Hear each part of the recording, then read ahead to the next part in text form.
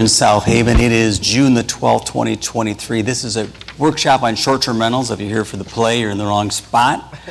I will call this meeting to order. I'll do a roll call, please. Jeff Arnold. Here. Wendy Onuki. Here. Joe Reeser. Here. Steve Schlack. Here. George Sleeper. Here. Letitia Wilkins. Scott Smith. Here. Make And a motion to excuse Letitia Wilkins. Second. motion second to excuse Letitia Wilkins. All in favor, say aye. Aye. Opposed, no. She's excused.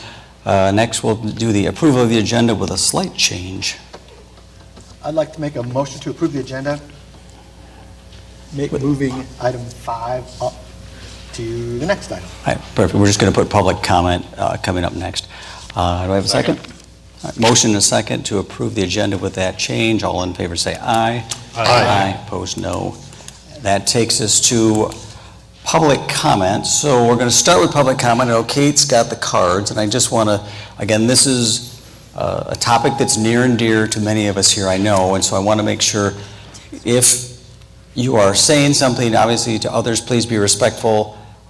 No kind of comments from the crowd kind of a thing. No clapping, no, just be respectful, if we could, please, of your neighbors. So on that note, Kate, anything else you want to say? I know we've got nothing else to do. What we might want to do, just to make sure that we have a good audio video recording, can we have each one of you just kind of say your name so we can ensure that your audio is being recorded? So we'll start with Joe. Joe, can you just state your name? Joe Reeser. George Sleeper. George Sleeper. Wendy Onuki. Wendy Onuki.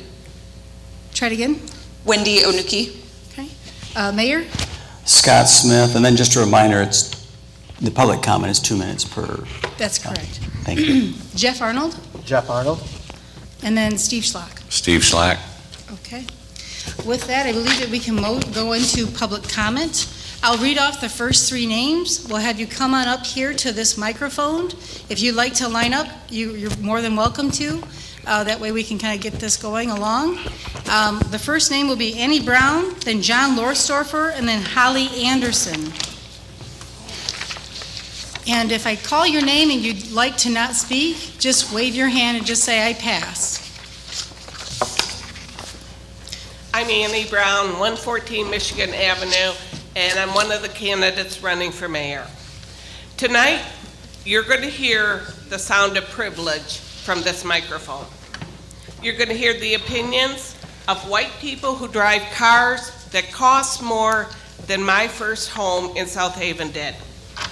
You're going to hear from people whose biggest problem is that more rich people are renting the house next to them. But you're not going to hear from the waitresses and bartenders who are still working tonight at Clementine's. You're not going to hear from the cook who is renting a rundown 2-bedroom basement apartment with his wife and 2 kids. Our hospitality workers and downtown businesses are some of the people who benefit from the $53 million generated by short-term rentals.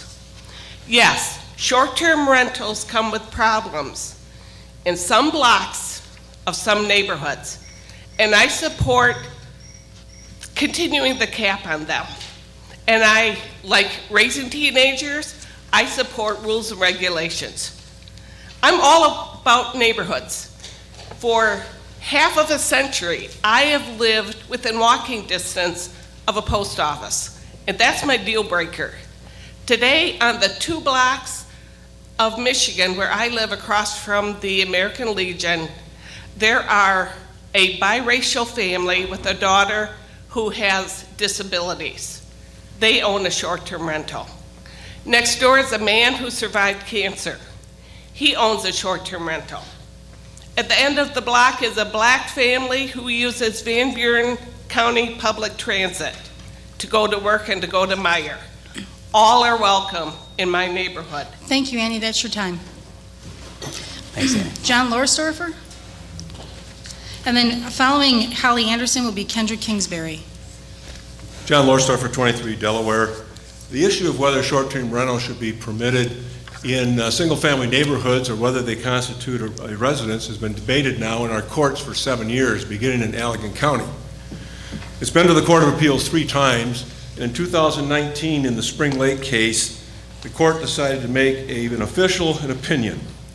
And it stated that the use of the property for short-term rentals has never been permitted in the township's R1 zoning. This is consistent with case law that establishes that commercial or business uses of property intended to generate a profit are generally inconsistent with residential uses of the property. Our Michigan Supreme Court agreed and concluded that the use of property for an STR is not permitted in single-family dwellings. I'd like to see the council wrestle with this fact that our courts have said this is not a permitted use. We need to establish an area for short-term rentals, not ban them, but also to protect the rights of people who own and live in single-family dwellings. A person should not have to worry that when a house is sold next to them is going to be torn down and have a 3-story mansion put up for 12 or 16 people. We need to protect our residential areas and yet provide for short-term rentals in another area. Thank you. Thank you. Okay. Next up is Holly Anderson, then Kendra Kingsbury, and then Lisa Croupiers. Hi, I'm Holly Anderson, and I'm at 711 St. Joseph. I've been to the last workshop, and I've been to several of the council meetings. And when I've heard people stand up and make public comment, I hear a lot of terminology like, we need balance, and we need restrictions. And I'm not saying we should cap it, and I'm not saying we should ban it. So what I'm asking, I'd really like to hear today, from the Neighbors Need Neighbors group, what does that look like? Because it does feel to me like there is a cap, and there are some pretty serious restrictions for those of us on the other side of it who know what we jump through a lot of hoops to make sure that our houses are safe and registered, and we pay some pretty significant fees to make sure that they stay that way. So what does that look like? Because I keep hearing over and over, well, we want caps, and we want this, and we shouldn't have this, but what does it look like? So if someone could just kind of share that, what does that mean to you? That would be helpful for me sitting on this side of the table to understand. If you don't want to ban them, what do you want? Thank you. Thanks for your comments. Kendra Kingsbury, she's passing. Lisa Croupiers, Hayes Greer, and Dan Agnello.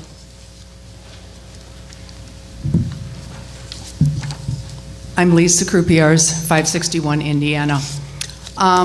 Interesting, I'm following right after that. Individual. I live in the southwest downtown area, and the ratio of short-term rentals in South Haven here is supposed to be 1 to 4, which means, correct me if I'm wrong, that 1 short-term rental out of 5 residents, out of 5 dwellings, correct?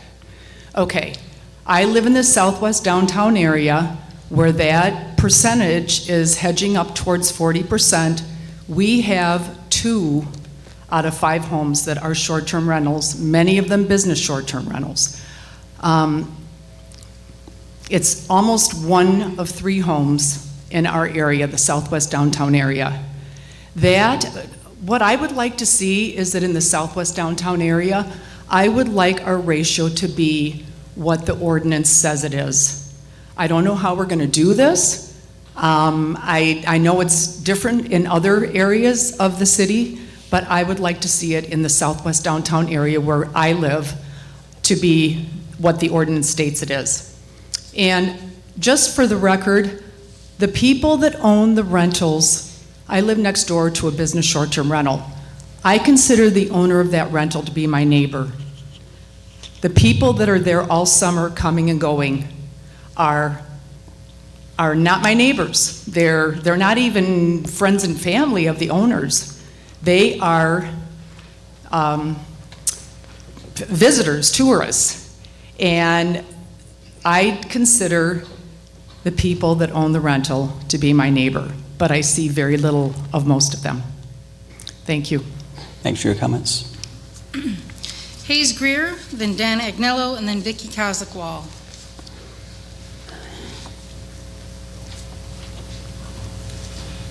Good evening, I'm Hayes Greer. I'm at 42 Delaware Court. Tonight I'm speaking as a resident, as a neighbor, as a business owner, as a parent with a child in the schools here.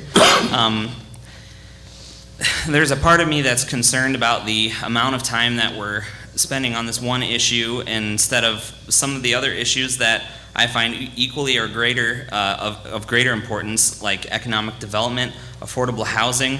The schools, my child's school has increased in enrollment 127% in the last 6 years.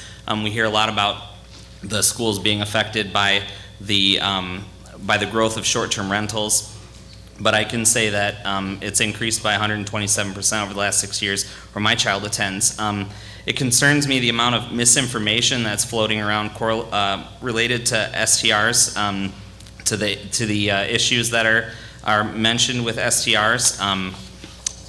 We're at a cap now. The number in order for the number to increase, we would need 5 new builds to occur in the city.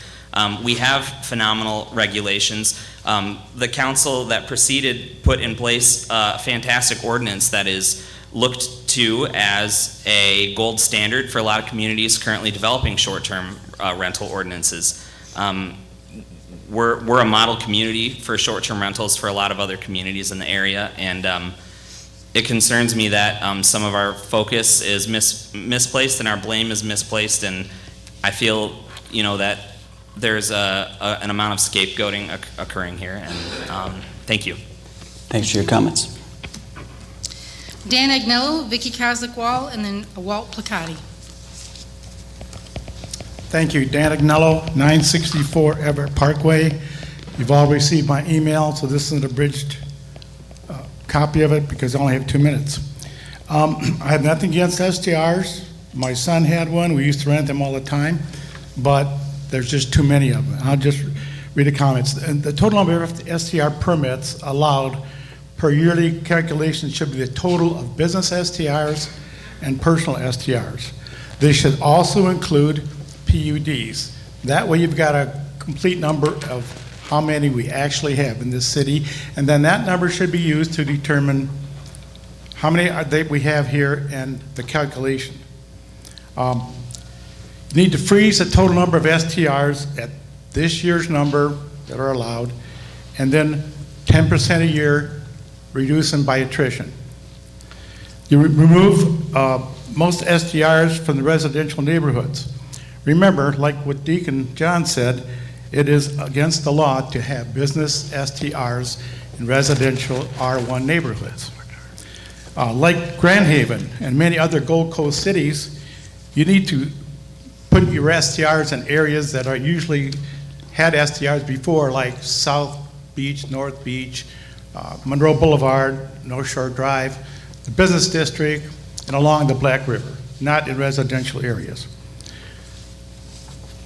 And also, if you're not going to limit it, then at least make the ratios higher. The ratio of 4 to 1, like she said, it's 5 to 2 by her. I do live in a PUD, so it's a different rule, but we have 44% right now of our 18 homes are STRs. Also,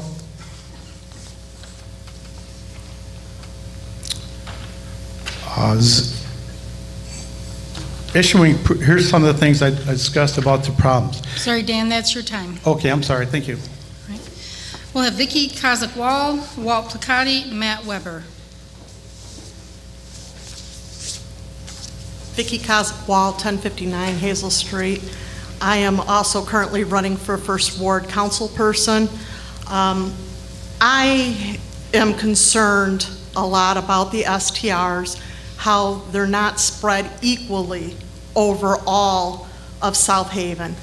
Ward 1 seems to have gotten hit a little harder than some of the other areas, and I do believe we need neighbors. Neighbors are very, very important, but as a United States citizen, we are lucky that we have the liberty to buy a home, and if we want to rent our home, rent our home, whether it's long-term, short-term, or vacation rental. That's the glory of being a United States citizen.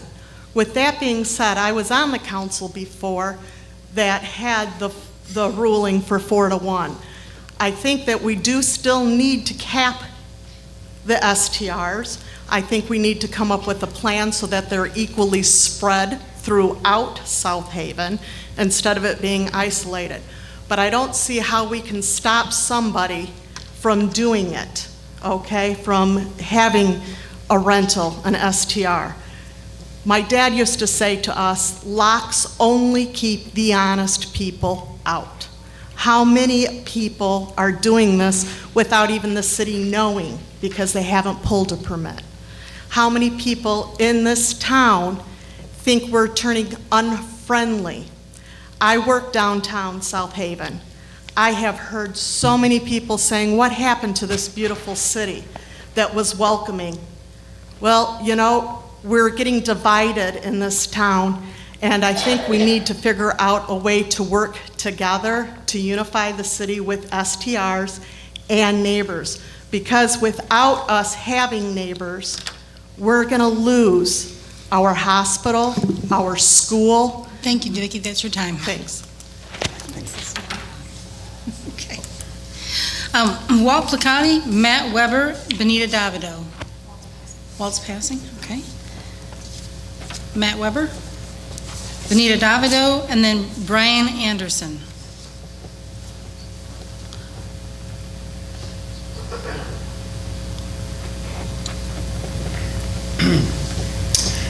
So my family first vacationed to South Haven in 2016 and returned at least once a year for the next 3 years. We fell in love with the town and it became a special place for me, my wife, and our 2 young kids. In 2019, we took the plunge and bought vacant land, and we spent the next 2 years designing our home, one that we would personally use and would also share with other visitors. It was only after we broke ground that we learned the same welcoming behaviors extended to us as tourists weren't extended to us as future STR owners. I'm speaking up today to highlight harassment that we have been dealing with ever since we built our home. In the past year and a half, we had multiple uninvited visitors on our front porch, looking into our windows, taking pictures into our home, and one particular incident where a neighbor tried to actually enter our home. We weren't there, entered our home, tried to enter at 10:30 at night. She walked straight up to the front door and grabbed the handle to enter our home as though it was her own. We have video evidence of every single one of these instances, and we're able to track down the perpetrators. And in every case, it was someone who had a neighborhoods need neighbors sign in their yards. Most recently, the disregard for property rights was demonstrated by a mayoral candidate being supported by Neighborhoods Need Neighbors. The incident I'm referencing is that we arrived to our home just this Saturday to find a campaign sign in our yard without our permission. I once again have video evidence of the incident, during which this candidate was told by my landscaper that the owners weren't home, and yet he went ahead and planted the sign in our yard anyway. I'm certainly not trying to claim that everyone in this group acts this way, and I know that for a fact. I've met plenty of them that do not act this way. But it does seem as though some supporters of Neighborhoods Need Neighbors are emboldened to think that common property rights, like privacy and security, do not apply to STR homes. This is still my home. I am still afforded the same property rights as those who own primary residences in South Haven. Thank you. Thanks for your comments. Benita Davido, if you'd like to come up and speak, you're next. Next would be Brian Anderson, then Mary Hosley.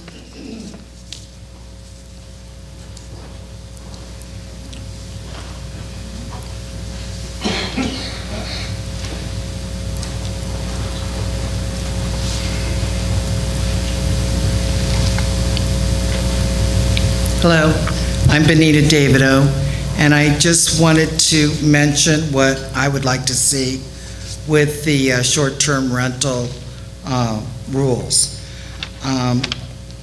The licenses for the short-term rental, in my opinion, should be based on the square footage of the unit that's being rented, because then you have a variety of different size homes, and it might discourage all these mega houses from getting huge with it being based on the price, but maybe not. I think that the condos and the apartments should all be included in the count. Because when you're doing just the short-term rental homes as opposed to apartments that have the same capacity people-wise, then it's not fair that I pay for a license and somebody else doesn't. That makes an income with the short-term rentals. And the city, when there's a violation of the rules, they need to set up a, I'm sorry, I have a frog. They need to set up a hotline for when you see an infraction. You're not calling the police department, but you're calling a number of someone that can verify what the infraction is. Like one of the houses by me, they had like 30 people that were there. And I don't know what kind of rules, that they have for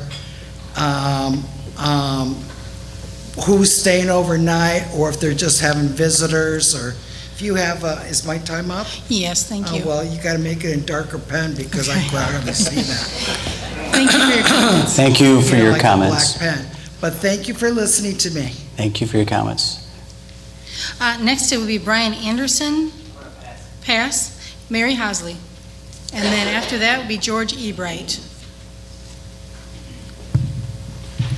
Mary Hasley, 726 North Shore Drive. Actions speak louder than words. With the creative interpretation of staff with the STR ordinances, a big concern is that if the City Council does not ensure proper interpretation and execution, nothing will change. City Council, are you ready to add balance to our city to extract the wedge that has been driven, some at your hand, and to start moving forward? It would be nice. And for those who don't know, I am running for Ward 3. Staff on their own decided to enforce updates and said to STR owners, you need to change things.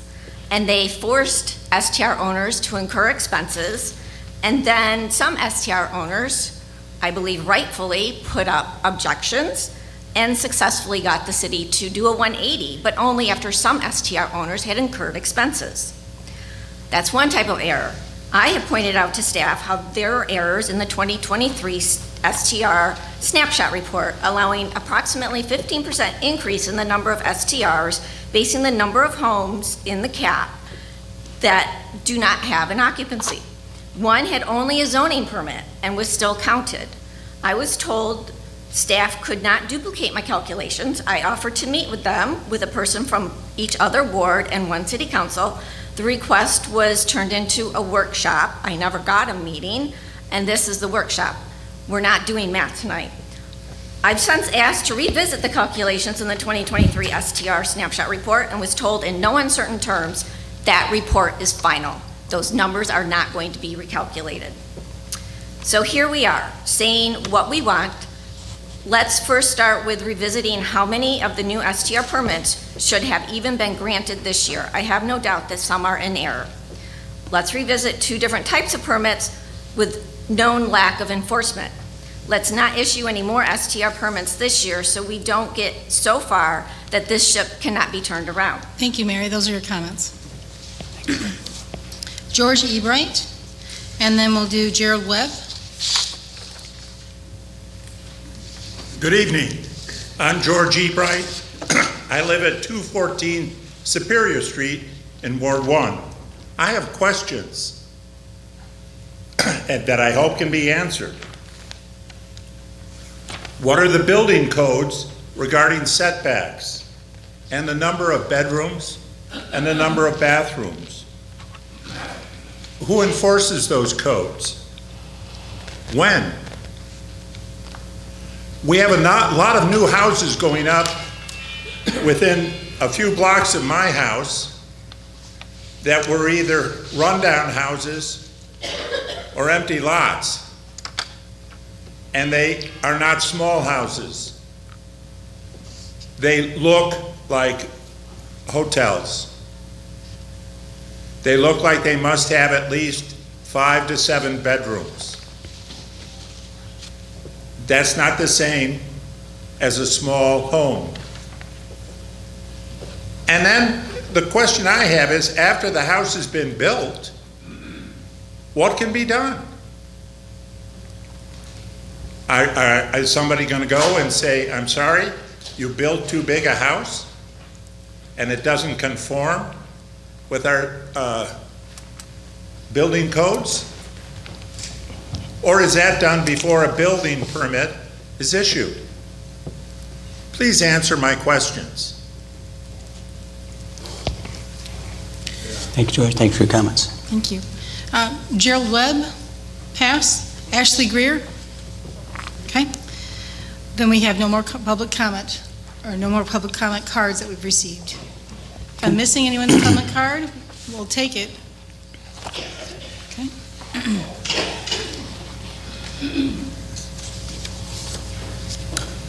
Walt Placati, 559 Monroe Boulevard. The character assassination that I have experienced over the last year and a half has been amazing, very creative. You know, this boils down to two things: community and money. No ifs, ands, or buts. You can twist it, you can turn it, you can make it look like this or try to make it look like that. But the two sides of this, the people that are for neighborhoods are for community. And that is what is being taken from us. There is nothing being given back to the residents that live next door to a short-term rental. Absolutely nothing but disruption in their lives. So that is what this is about, money or community. And you're on one side or the other. This isn't about both. Can't play both. Tried that. It's not working. This is not working. We're not a model for the other towns up and down the coast. Give me a break. You can have my minute. Thanks. Thanks for comments. Is there anybody else? All right, all good, Kate? Introduction. Okay. Well, thank you everyone for coming. This is our second STR workshop. As you may see, we are going to be pivoting from our last workshop where it was very informational and we had a number of presentations. Here we are going to have a guided facilitation with Mark DeRue. You may have remembered Mark from our last STR workshop. Mark DeRue is the president of Keystone Coaching and Consulting, LLC, where he serves as the executive and leadership development coach. His professional background includes more than 20 years in human resources positions in manufacturing and service industries. Furthermore, he has a bachelor's from Hope College, a master's in counseling from Western Michigan University. He's got an additional study at Weatherhead School of Management from Case Western Reserve. He also serves as the adjunct instructor at... That's plenty. Okay, great. Well, Mark is here to help us out tonight with a guided facilitation. We have 7 topics we're going to be discussing with the City Council. It will be, you'll see the presentation that the council has in their hands. Just to let you know, if you need to use the restrooms, they're going to be out that door to the right. Other than that, we're going to turn Mark loose and kind of get going on this facilitated discussion. Wait a minute, you're going to turn me loose? Turn you loose. Okay. Watch out. Well, ladies and gentlemen, it's a pleasure to be here again. And one of the things that impressed me about this community from the last workshop and tonight as well is the number of people who are willing to do a public comment. You know, that's a little piece of public speaking, which is like the number one fear that most of us have. But you guys are an exceptional community where you're willing to do that, and it's again evident tonight. How many of you are familiar with a program called Kids Hope? Kids Hope USA. Anybody? Okay, maybe some volunteers. All right. Kids Hope is a program. Actually, it's based in Zeeland, Michigan, but it's a nationwide program in which they encourage local churches to pair up with an elementary school to provide once a week about a 30-minute conversation between an adult and a youngster, but really kind of work on like reading and math skills. But it also just drives a little connection. This is about 25 years ago. I had the opportunity, along with my wife, to do this program, Kids Hope, at our local church in Holland. And so we paired up with a local elementary school, Vinralty School, and I'll never forget the first day I had a chance to meet my little youngster, whose name was also Mark. And so we got acquainted. He was a third grader. Did I lose my hello? Can you hear me now? A little better? Okay. So I had a chance to meet little Mark, this third grader here, and I said, Mark, why don't we do this? Why don't we just use a little bit of time here to get acquainted? I'd like to learn a little bit about you and maybe you about me. And so my suggestion is, why don't I ask you a question, and then you come back with a question for me. So I said, okay. And so I said, well, Mark, do you like sports? And he said, oh yeah. He says, I'm on a little league team here, and I really like baseball, but I like basketball as well, but I like baseball.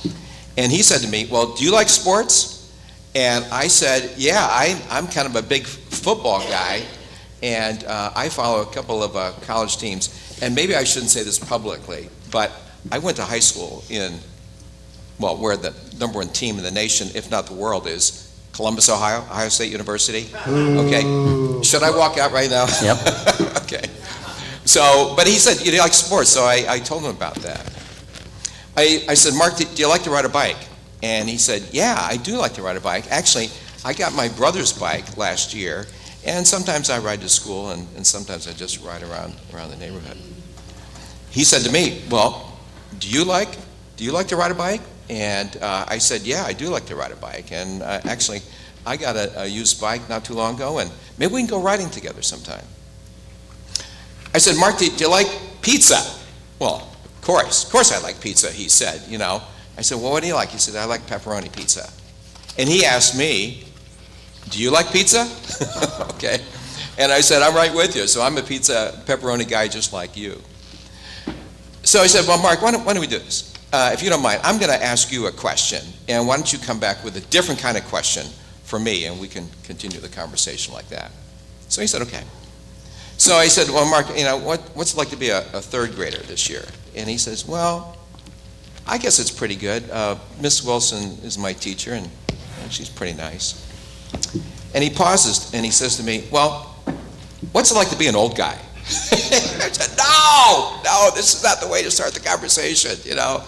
And so all this to say is I appreciate your willingness to have an old guy with you tonight to share and to facilitate this conversation. So always good to be here in South Haven. Anytime I have an opportunity to facilitate a conversation, I have 4 basic ground rules, and they go by these initials: F, P, LW, and R. And I know the folks in the cheap seats back there, they really can't quite see that, so just trust me, that's what these letters are.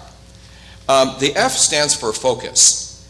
And tonight, this being a gorgeous night, you might easily want to be outside, but we're going to be here for a little while. And the more that really you folks can stay focused on our conversation, the better. The P stands for participate. And again, like I said, great participation in the last session and tonight as well by the community. I think you guys are going to be up for some great participation as well. Okay, the LW stands for listens well.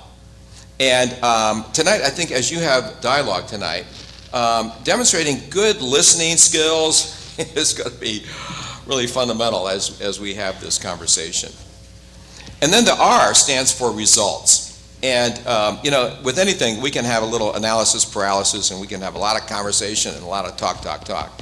But all of this is aimed at generating some results that will be really specific to South Haven and continue to elevate South Haven in a good way. So are we good with these ground rules here, guys? Okay, we're going to subscribe to that. And on occasion, if I see that we're deviating from that, that's part of my role here, okay? But I'll do it with a gentle whip. So tonight it's all about something that these good 6 people are going to do tonight. They're going to have a conversation. They're going to have a little bit of discussion, a little bit of dialogue, and it's all around the short-term rental policy and what South Haven can do to embrace something that really works for you, and works for you in a way that really affirms this community. South Haven is a pretty special place. And what is it that can be done in conjunction with a policy that makes sense for South Haven? I had an opportunity before coming here tonight to look at some things that you folks have said in the past, and I'm going to reference a document from about 5 years ago, 2018, where there was some discussion about what you want to be as a community. This statement stood out for me, folks, and I'll read it. The City of South Haven has undertaken the development of a master plan to guide development, provide the public health, safety, and welfare of the city, to encourage the proper use of resources to facilitate recreation and other public improvements, and to, pay attention, to consider the character of the city and the sustainability of particular land uses. You know what word really stood out for me? Character.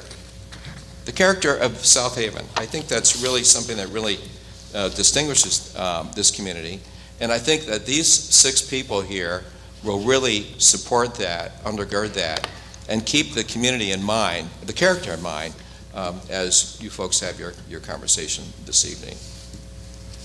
So, with that said, we're going to be actually talking about maybe 6 or 7 different items, and we're going to go through a presentation.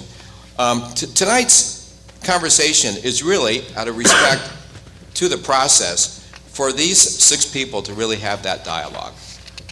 And you might want to say something, all right? We think we've provided a couple of opportunities for you to do that, and I would say outside the confines of our conversation tonight, you can still have that. But for the sake of how we can respect really the intent of this meeting tonight, the conversation is really between these 6 people. Can we agree to that? Can we support that? All right?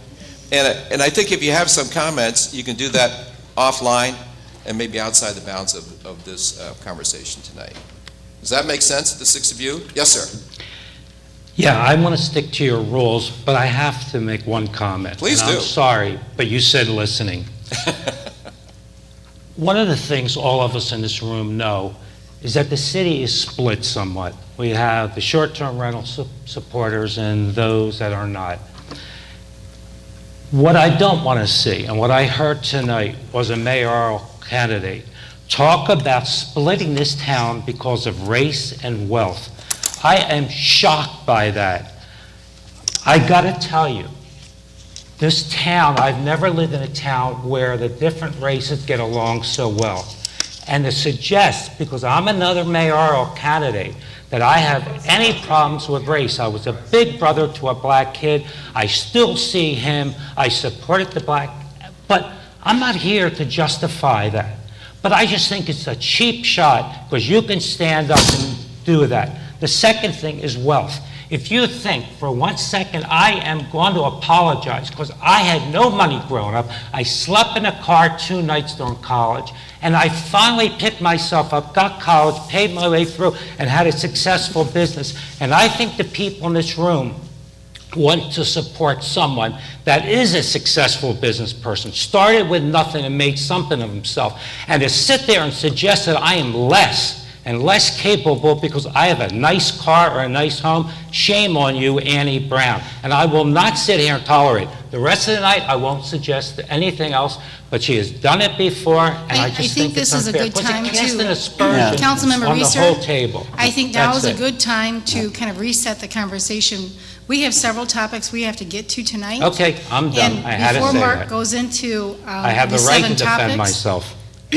before Mark goes into these 7 topics, I wanted to bring your attention to slide number 5. We want to talk about defining reality, because while everything is on the table, and City Council is encouraged to kind of throw out some big ideas tonight, we want you to keep in mind that as we willow down from our large-scale ideas, we will be looking at financial, legal, technological, and staffing considerations. So we'll be winnowing down.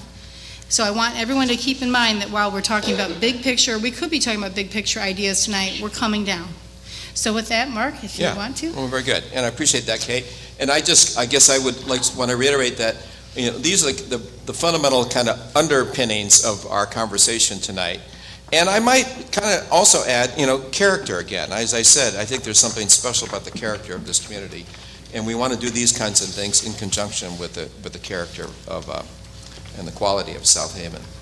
So what we're going to do tonight is we're going to have City Council consider minimally about 7 different dimensions of some things that are really the underpinnings of the STR policy.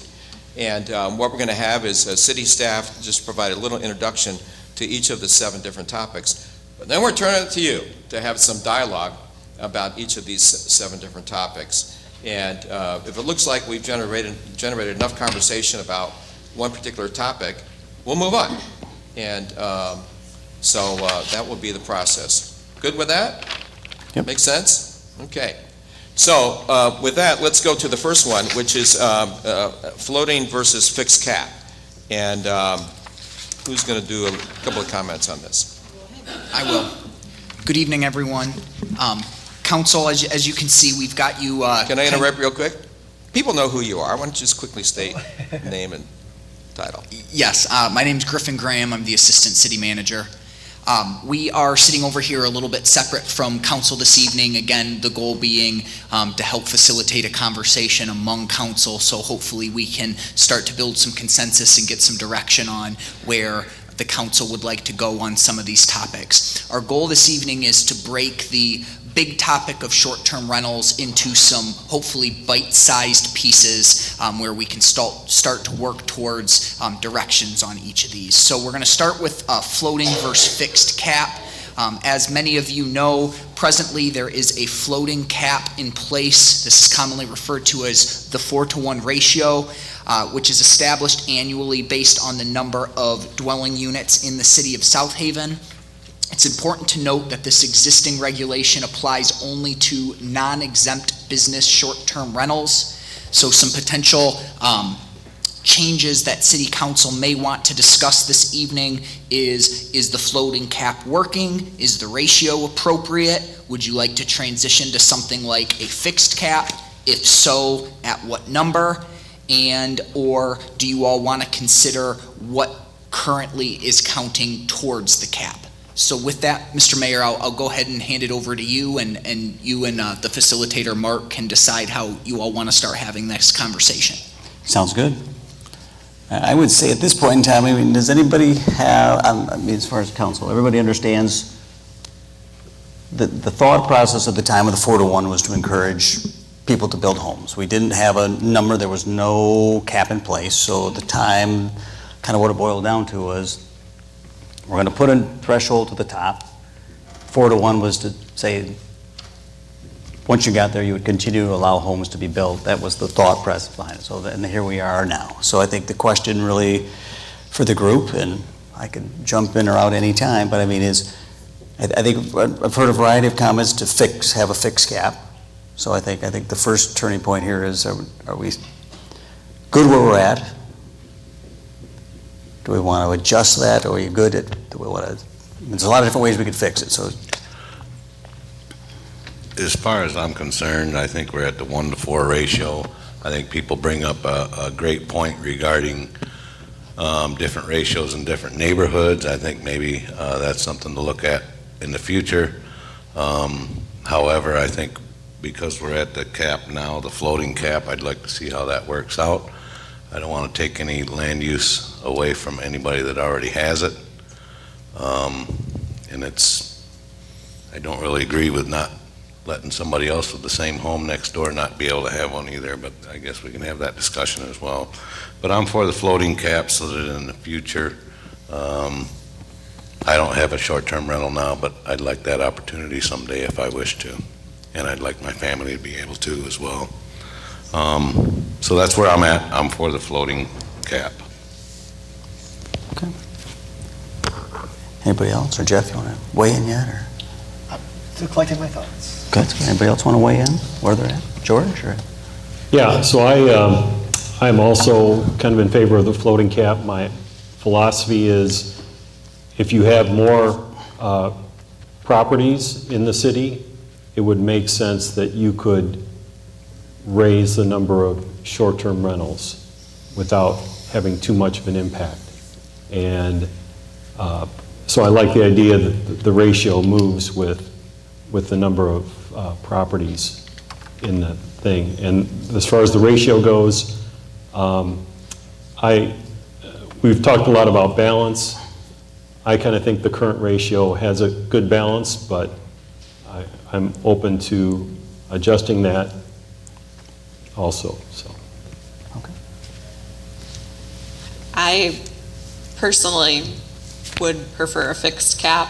It just seems like less work year to year, easier for everyone to be on the same page with things. But I'm not against Steve's idea of having different ratios potentially for different neighborhoods, almost like an overlay district.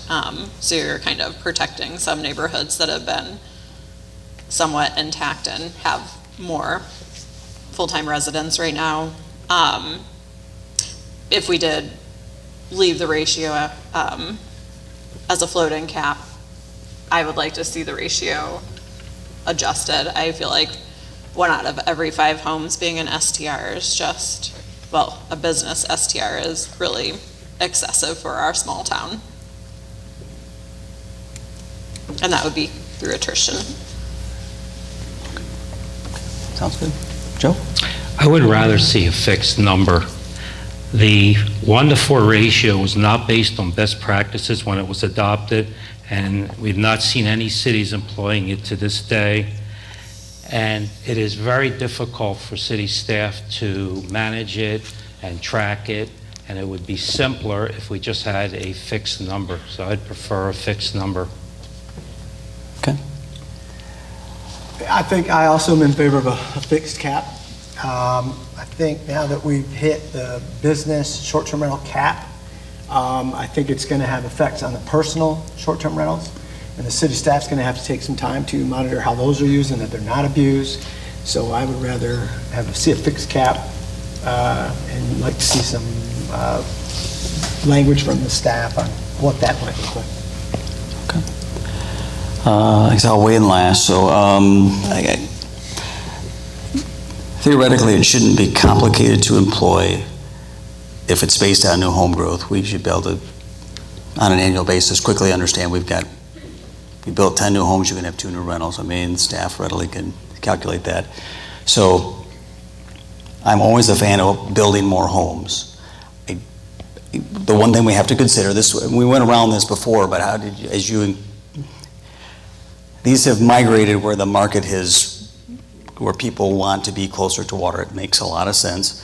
As you try to push them and spread them into other areas that are currently, I would say, more reasonably priced homes, that will change some of the housing prices there. We just have to be aware of that as you consider, spreading things around. But I agree there's some challenges in the first ward. I'm in the first ward, I agree. How do we distribute?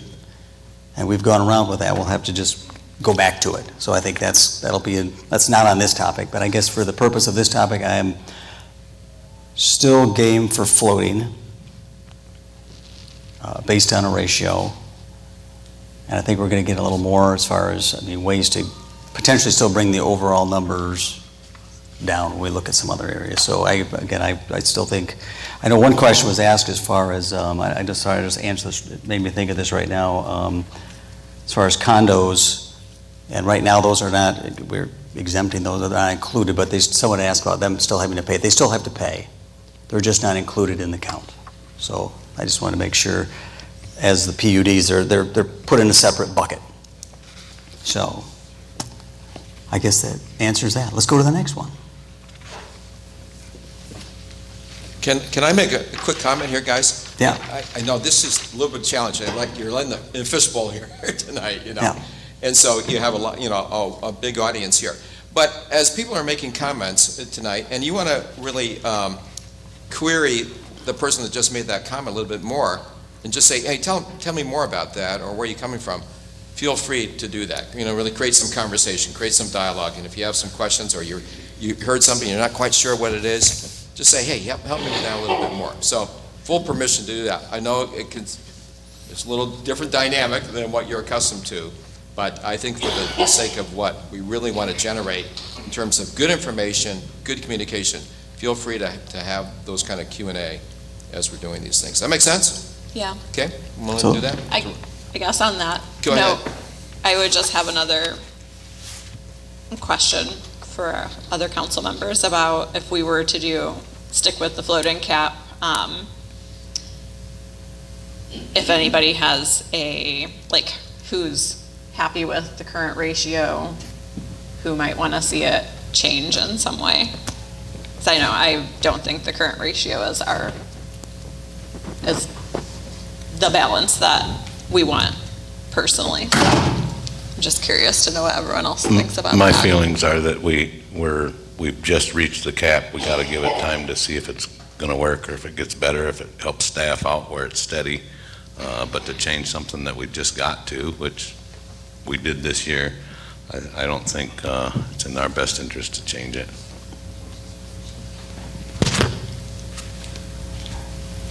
Does anybody have any questions for city staff? Anything that needs clarification? It was mentioned about the Supreme Court decision in public comment. Can we elaborate on that a little bit, please? Spring Lake case. I can, but I'm going to paraphrase from the city attorney. My understanding is that there has been a holding, but that really wasn't the decision. So I don't really want to mess this up, but I know that we can, I know, John, you've read the case more than I have. What I can say is that there is no state law that is holding that rentals are a short or a commercial use.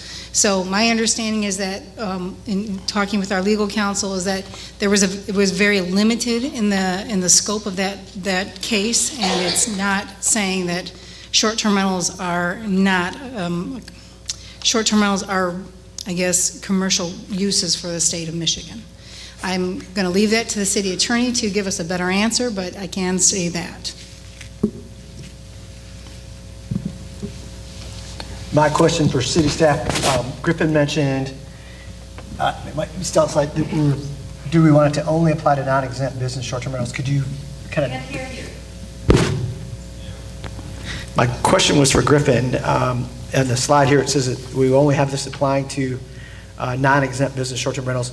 Could you kind of define that out for us? What was the vision? Like, we want to not count them, do count them? And you're asking That's us. fine. Yeah, I can. We're going to talk a little bit more about exempt and non-exempt on the next slide. Okay. Yeah, maybe just go there. So if we can either go there, or I can answer that when we get to that slide, if that's okay. I can wait. Yeah. Mr. Mayor, if I can on this one, just again, as for the sake of trying to tease out where council wants to go with this, what I'm hearing right now is we've got 3 council members kind of comfortable with the floating cap, and we have 3 kind of pushing for a fixed cap. As we all know, for staff to really move forward, we would need some consensus on where you all would like to go. Obviously, if we're not able to get there tonight, we can keep going through a process. There may be some other places we can, but I just want to point out that what we're hearing is kind of a 3-3 split on what you all would like to see. Let's go to the next one. So on to the next one, and Jeff, hopefully I can answer your question here. The next topic is exempt versus non-exempt status, kind of the logical transition point from talking about the cap. So presently, short-term rentals, based on where they are located, so you can see attached condos, some of the PUDs, housing commission units, and apartment complexes are either considered exempt or non-exempt from the 1-to-4 ratio. The importance of this is only some short-term rentals, some business short-term rentals count towards the existing saturation control. So something City Council may want to discuss this evening is whether or not that exempt versus non-exempt status is still something you all would like to see, if it's something you all would like to do away with, if it's something you all would like to change what is considered exempt or non-exempt. So those are just a few things on this topic you all may want to consider. And just to restate, it's around page 8 of your slide packet.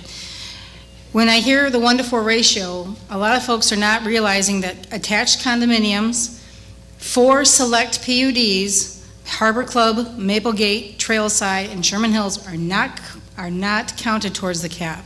Housing commission units and apartment complexes are also not towards the cap.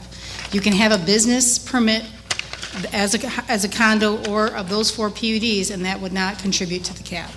So I guess we're looking for some information from council on what they'd like to see, if they'd like to see anything change with these statuses.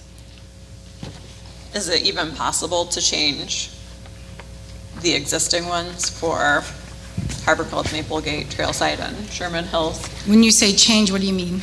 To change them from exempt to non-exempt going forward? Yes, you couldn't take away the ability of a property right now that can rent. You can't take away their ability to rent, but you could change your saturation control to include them, not include them, or do something kind of different.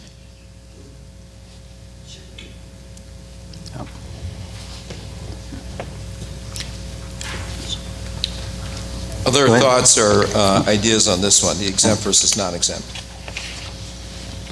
Joe, comments? I'd like to see us eliminate the distinction between exempt and non-exempt short-term rental activity. Here's why we should eliminate the exempt and non-exempt.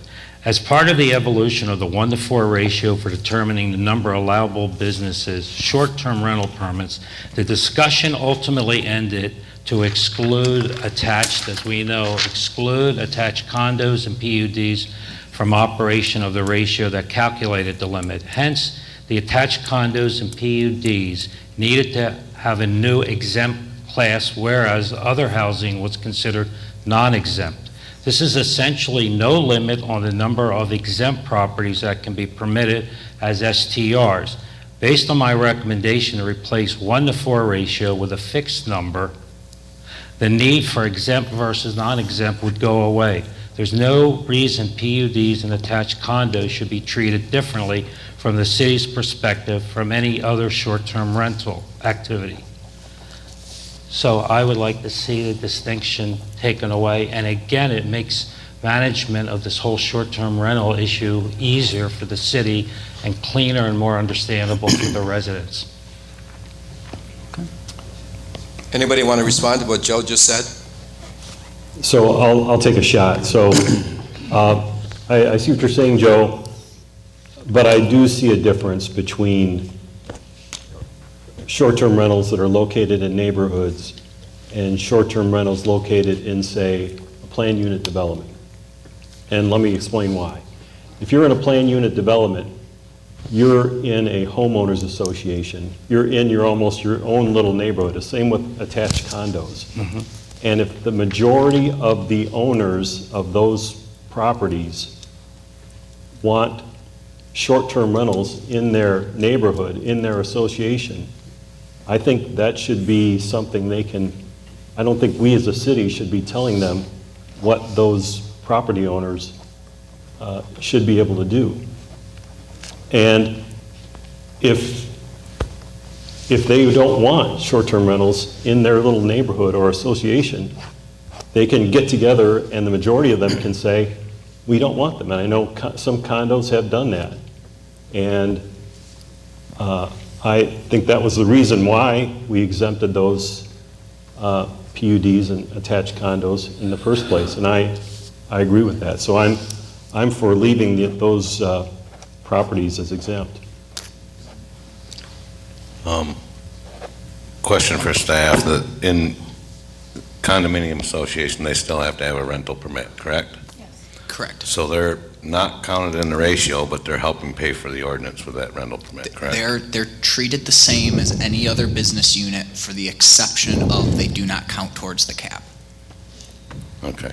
So, for those of you that don't know me very well, I was the developer of Riverwatch condominiums, and we have 25 units in that building. And the owners of that building decided to not allow weekly rentals. So the weekly rentals were not allowed once the developer turned over the association to the homeowners. So not every condominium is allowing short-term rentals, so I don't want to get that number confused. And I know many other condominium units that don't allow short-term rentals as well. So just because it's a condominium doesn't mean they're short-term rentals, and that's based on kind of what George just mentioned as well. So I am for keeping the same as it is right now, if I'm for anything. I just think with like future potential PUDs, if they're not focused on providing housing for people here, and instead they're focused on investment properties and okay. I think that for future PUDs, I just would like them to be focused on helping address the housing issue, which maybe wasn't such a big deal however many years ago when we came up with this. But right now, you know, it is a crisis that a lot of communities are facing. And if we're courting developers to come up with these housing developments, it just seems like making them livable year-round versus rentals would make sense to me. Very good. Wendy, you're talking about future PUDs or Yeah. the existing ones? I'm talking about future ones. I can kind of see like the ones that are already existing and making their own decisions. Like I don't know, I guess I am kind of in between on those, but for the future, I would definitely like them to be included in the ratio or fixed number that we have. The personal short-term rental issue kind of gets mixed in when we talk about exempt and non-exempt. So for example, personal short-term rentals and exempt business short-term permits for attached condos and PUDs have no upper limit on how many can be issued. Even though in 2023 we have reached a maximum number of non-exempt business short-term rental permits that we can be issued, personal short-term and exempt business short-term rental permits continue to be issued and will continue to be issued. Right now, based on a short-term rental permit list, these permits now count for 40% of total permits. So I guess the bottom line is when we talk about exempt and non-exempt, we also have to bring in personal and non-personal because it's all mixed in together.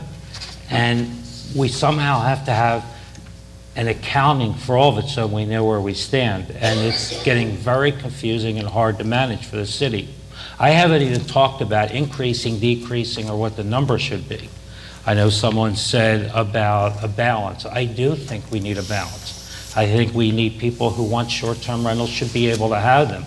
I think they're good for tourism, they're good for the city. But when they get out of balance, when you have too many of them and where they're at is a problem. So I think exempt, non-exempt, personal, non-personal, we have to hit all of it and come up looking at the whole total picture. And then that also plays into the whole issue of a ratio versus a fixed number. So all of it is tied in together and you can't separate each one. I think maybe we might be falling into that trap. And I know one thing for certain, we had a meeting and people in the city said they're spending an inordinate amount of time trying to manage short-term rentals. It's too much for some of them. It's taking too much of their time. If I could make a comment here, I think, and I appreciate, Joe, what you just said there. We want to stay as much as possible, good council people, on the particular topic at hand. And I know that these kind of bleed into other areas here among the 7 things we're going to be talking about tonight. So we can move on unless anybody else has any. Yeah, we said it from Jeff. Thoughts? Okay. Listening to you guys are all so smart. I listen to all you, and everyone changes my mind. Sort of. I certainly would like to see this streamlined because this is the one that I find confusing, and I always kind of have the rules with me when we talk about these kind of things. But knowing that the condos kind of manage themselves and apartments as well, I just know that that PUDs, it's a good motivator to a developer to know that they could have short-term rentals in there, and once it's developed, they can manage them themselves. Yeah, this is definitely a tough one, but I guess I would tend to say that we should leave this one alone, that I'm comfortable with the language here, I'm comfortable with the city staff's ability to manage this one. I think about some of these, it's just 4 PUDs. Sherman Hills remains untouched, but maybe if a developer comes along and thinks that the short-term rentals would help them to get that developed, that could get more housing out there for us. Like Wendy said, we definitely need more housing, affordable housing. And so, yeah, this one I think probably I would be comfortable if the staff left it as it is. That was my thought. Okay. Regarding the PUDs, if I could just real quick, I'm sorry. On that PUD issue, just for a living example. When Riverwatch was developed, we pulled our first building permit in 2008 when the real estate market crashed. So as I was getting condos with occupancy permits, I had to rent those out weekly because they weren't going to sell. And the whole market crashed, and it would have never been, weekly rentals saved me until we could get them started selling those units. So for the incentive for people to come to this town and develop, I don't think we should mess with the exempt or non-exempt. And furthermore, it gives them incentive because once the developer turns it over to the association, then the association decides how they want to govern themselves by a vote of everybody that has a stake in that property. Thanks. I'd agree. Hey, just a quick question, Kate Griffin. Let's attached condos. How often are you guys getting concerns about attached condos as compared to a traditional neighborhood? Yeah, I mean, that's tough to answer because I don't have specific data in front of me, but in general, the concerns we're getting are from the traditional neighborhoods, not condominium associations. And this part of where this is going to go to, I'm definitely a fan of, the exempt and non-exempt was created for a reason. And as George, even everybody stated, the concept of the homeowner association, they can create their own rules. Attached condos have never been an issue. The issue's always been our traditional neighborhoods. That's how a lot of this was created, was to address specifically those neighborhoods. If you look at Trailside, I think is a great example, because when I came to town, that was an empty lot. Nothing was happening there.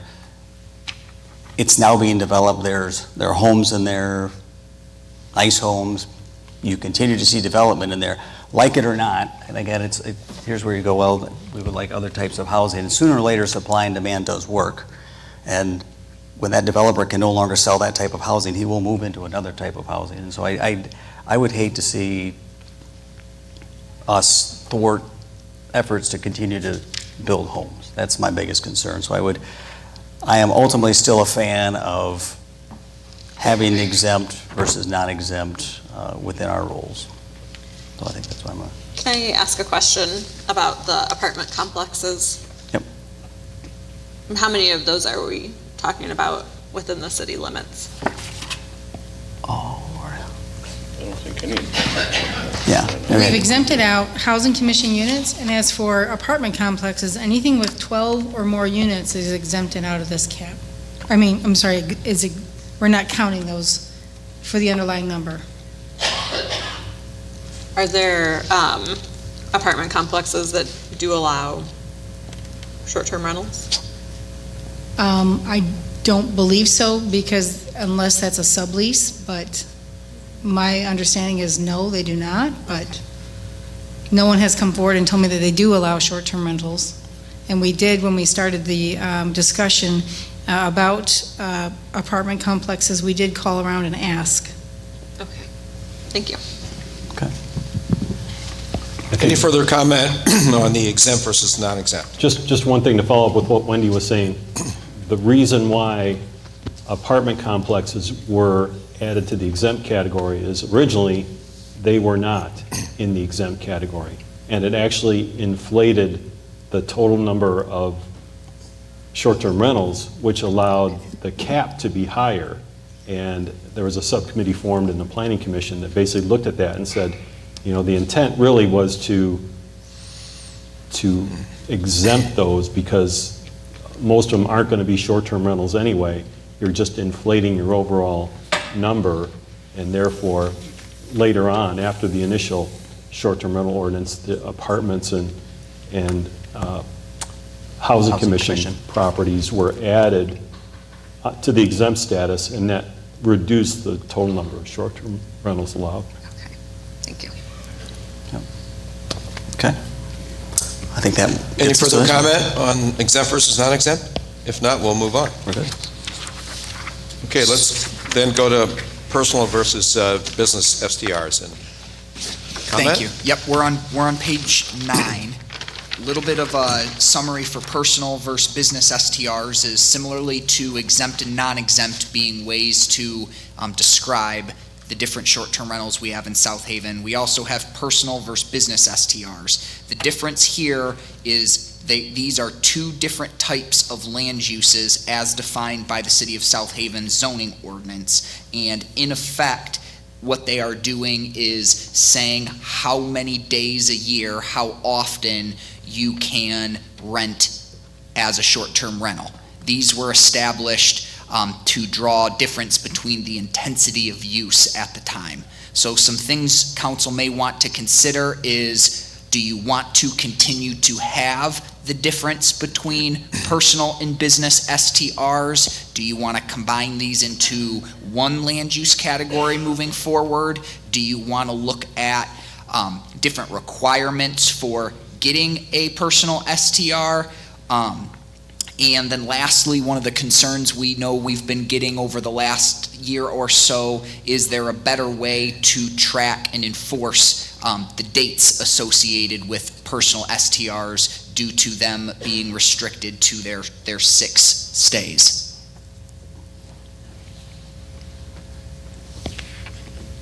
Sounds good. Okay, comment? Comments? Anybody? Anyone? You just left off on that Start with last me time? again. Okay. When the original ordinance was being drafted for personal short-term rentals, local residents asked for the personal short-term rental carve-out to recognize the existing practice of some South Haven residents to have their home, but occasionally rent out part to visitors, so a week, a couple days, whatever. That was a common practice. So the personal type of short-term rental was enacted, but the city attorney quickly told the city and city council they could not discriminate in favor of residents by issuing personal short-term rental permits only to residents. So personal short-term rentals are governed differently than business short-term rentals, and different fee structures apply, both of which complicate our system of regulating short-term rentals. Most importantly, based on the short-term rental permit list, nearly 80% of personal short-term certificate holders are persons who do not live in South Haven. The original purpose and benefit of the personal short-term carve-out no longer justifies the current state. So the number has increased because this is another way to have another short-term rental, because we capped the business one.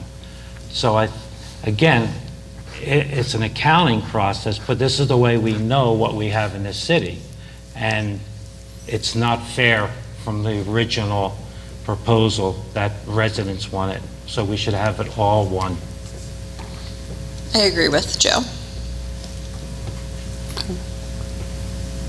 I'm going to disagree with Joe again, just because the way I remember the reason for the personal short-term rentals was not to give advantages to residents who wanted to rent out their property for 2-3 weeks out of the summer.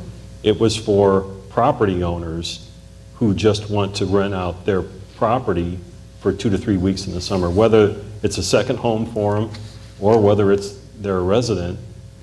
This gives them an opportunity. They're going to spend probably the majority of their time at their place, but they're just going to rent it out for a short period of time. So I happen to like the idea that we separate those two out. To me, it is different if you have bought a property and you're not going to live there at all. You're going to rent it out full time, all the time, versus someone that basically it's their home or their second home, and they're just going to rent it out part of the, less than 28 days out of the year. I'm okay with that. I think we should treat those differently. I agree. That sounds good. And on paper, it makes sense, George. But in actual practice, since we hit the cap on business short-term rentals, people are now out of town, in town, but mainly out of town. Like it said, 80% are buying properties calling them a personal short-term rental and renting them.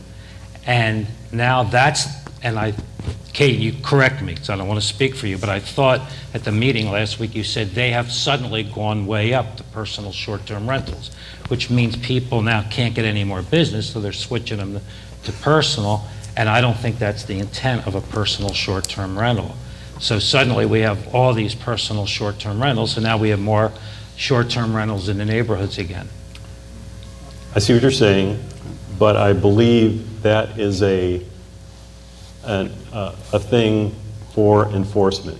If you enforce the existing ordinance, and this is one thing I'd say, let's keep the personal short-term rental, but we have to be able to enforce them, and we have to be able, if we need to make changes to the ordinance, such that it's easier to keep track of the days so they don't exceed their day limit that they're renting it, then I'd say. But I think what you're trying to get at, Joe, if I could, is that there's going to be market pressures to still do rentals, even if there's no longer a business short-term rental certificate out there, and you may see some personal short-term rentals exceeding their allowed rental days. So can it That's a be valid enforced? concern. Yeah, it's a valid concern, and I mean, if we can't get, that's this is what I struggle with. I do feel the intent when we put this in place was these were people that were wanting to, be in their homes, rent a couple weeks a year, pay the taxes, be out. And so I think it's drifted, and mainly, not that all have drifted. I don't want to put all on a boat. If they could be properly enforced and ensure, I wouldn't be against, shortening the length to make sure it's pretty clear that these are, we just want to rent them a couple times a year. But again, I need to have staff look me in the eye and say it's manageable. And if it's not manageable, then we should eliminate them. My thoughts are the same, that when I mentioned I was in favor of the fixed cap, that one of my fears is what's to become of the personal short-term rental, that people are just going to get the personal and then use them like a business. And as George said, well, that falls to enforcement. And I agree with that, but I think to help the city staff, if we would have just one designation that would help them to make enforcement better, I know they're doing a great job, but I think it would be help them to manage them if we had one single designation. And so I would be interested in seeing language about a change on that issue to making it one. Same. My feelings are that we need to keep the personal short-term rentals, because otherwise you will see a run on the personal short-term rentals from this point forward. I'm thinking of going and getting one for myself right now, the way we're talking, because short-term rentals are, previous council agreed to make this a land use ordinance. It's a land use, it's a right given. So what we essentially did was we took away, in my opinion, the ability to sue my neighbor over how they're using their property when we made this legal to begin with. And I understand why it was done, and I understand all the arguments of making it a land use, a usable land use. But when we start taking things away that we've already granted, we're going to run into troubles. So for me, a personal short-term rental, I'm not a wealthy family, but if I were to pass away tomorrow, I don't think my children would have the ability to make the mortgage on my home. So I would like them to still have the ability to rent it out a few weeks or 28 days a year to pay the property taxes till it can get sold. And I just don't think we should take that right away when it's available now. So I think if we can have a car going downtown with 25 cameras on it and writing parking tickets, I think we should be able to handle the enforcement of short-term rental personal units. That's all I have. Yeah. So. Any other comments? Well, I'm just wondering how we can better enforce them if the consensus is to leave personal STRs as a thing. Right now, if it's more of an honor system, and that might not be working, how would we be able to adjust that so that people don't take advantage of it? Yeah, I don't know if staff's got any thought on that as far as any other. I don't think that's something we have enforcement an answer to today, but it's, No. if that's the direction council wants to go, that's the work we can do after this meeting and hopefully be able to follow up as we move forward. tool. Sounds good. I think that answers that. Mr. Mayor, you were wanting to go to the next topic? Yeah, go ahead, sorry. No, thank you. So the next topic we have is maximum occupancy. I can tell you in my experience, this is one of the topic areas that I think creates the most confusion for people. Presently, there are a number of different ways based on date the rental was established, in zoning district, in number of bedrooms, and so on and so forth, that determines the maximum occupancy of a short-term rental. So some items that council may want to consider this evening is, are we still happy with what maximum occupancy is based on? Is there any simplification that could be done associated with maximum occupancy? And any other topics like that.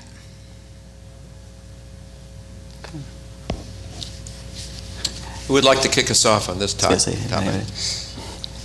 Do you want to share a little more on your headaches, challenges? I mean, I know it's a challenge. Well, I can tell you a point of confusion we get quite regularly is, people being concerned that city staff is not going out there and verifying maximum occupancy in properties. And I can tell you, if you want to go back and look when the maximum occupancy regulation was established, the intent was never for the government to be going to homes and doing bed counts. There was a lot of thought of that being significant overreach. The intent of a maximum occupancy was to limit the size of homes, the growth of these homes, to set a cap on how many people are going to be in them. And then even with that, we still see a lot of confusion when people in the middle of the afternoon may have friends or guests over, confusing that our maximum occupancy presently is for overnight guests, not day stayers. Not daytime. So I think this is an area where some education could do some good, but I definitely will leave it up to you if we think the regulation works or if some simplification may be in order. I like the idea of simplifying as much as we can, not just on this point, but just in general for easier understanding and enforcement.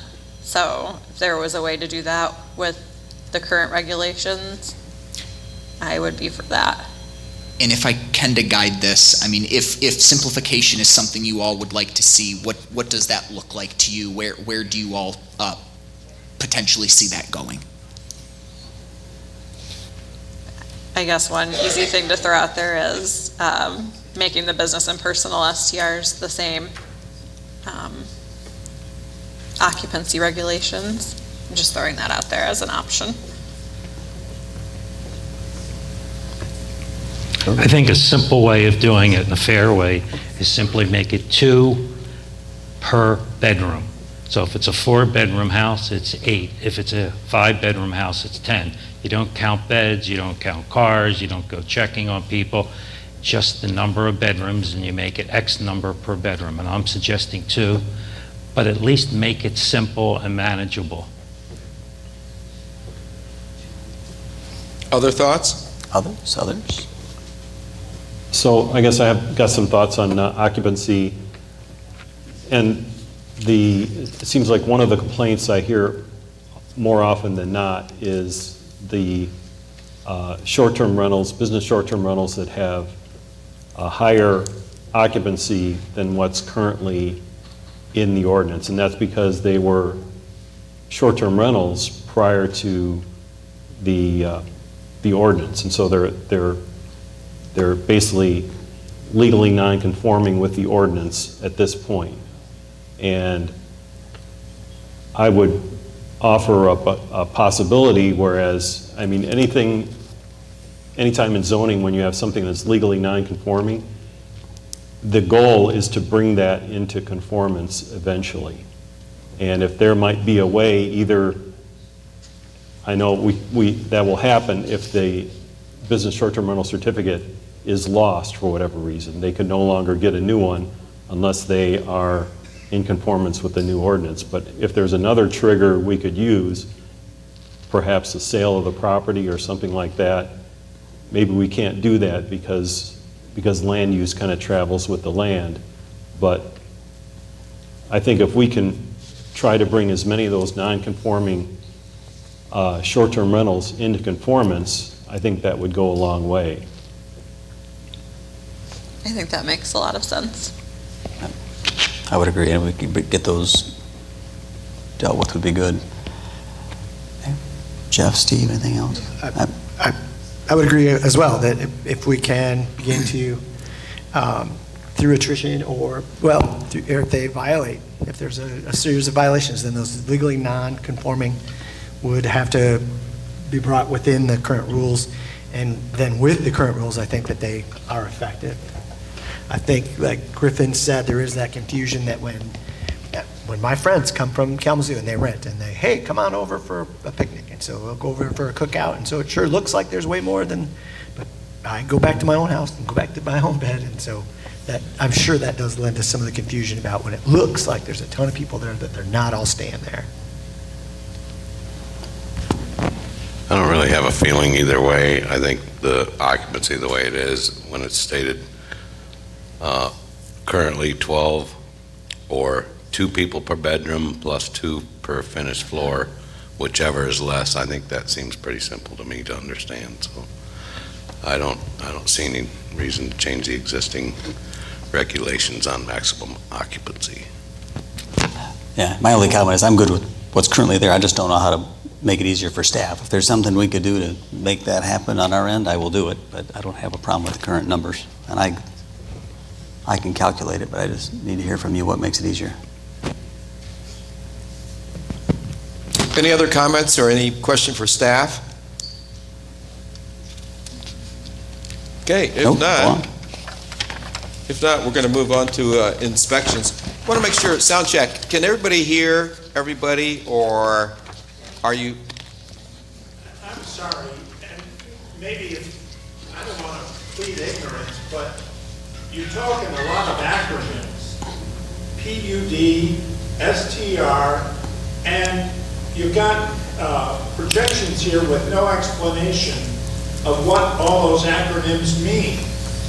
And as just a citizen, you need to catch up with what your acronyms are, what they mean, so what your discussion is makes sense to me.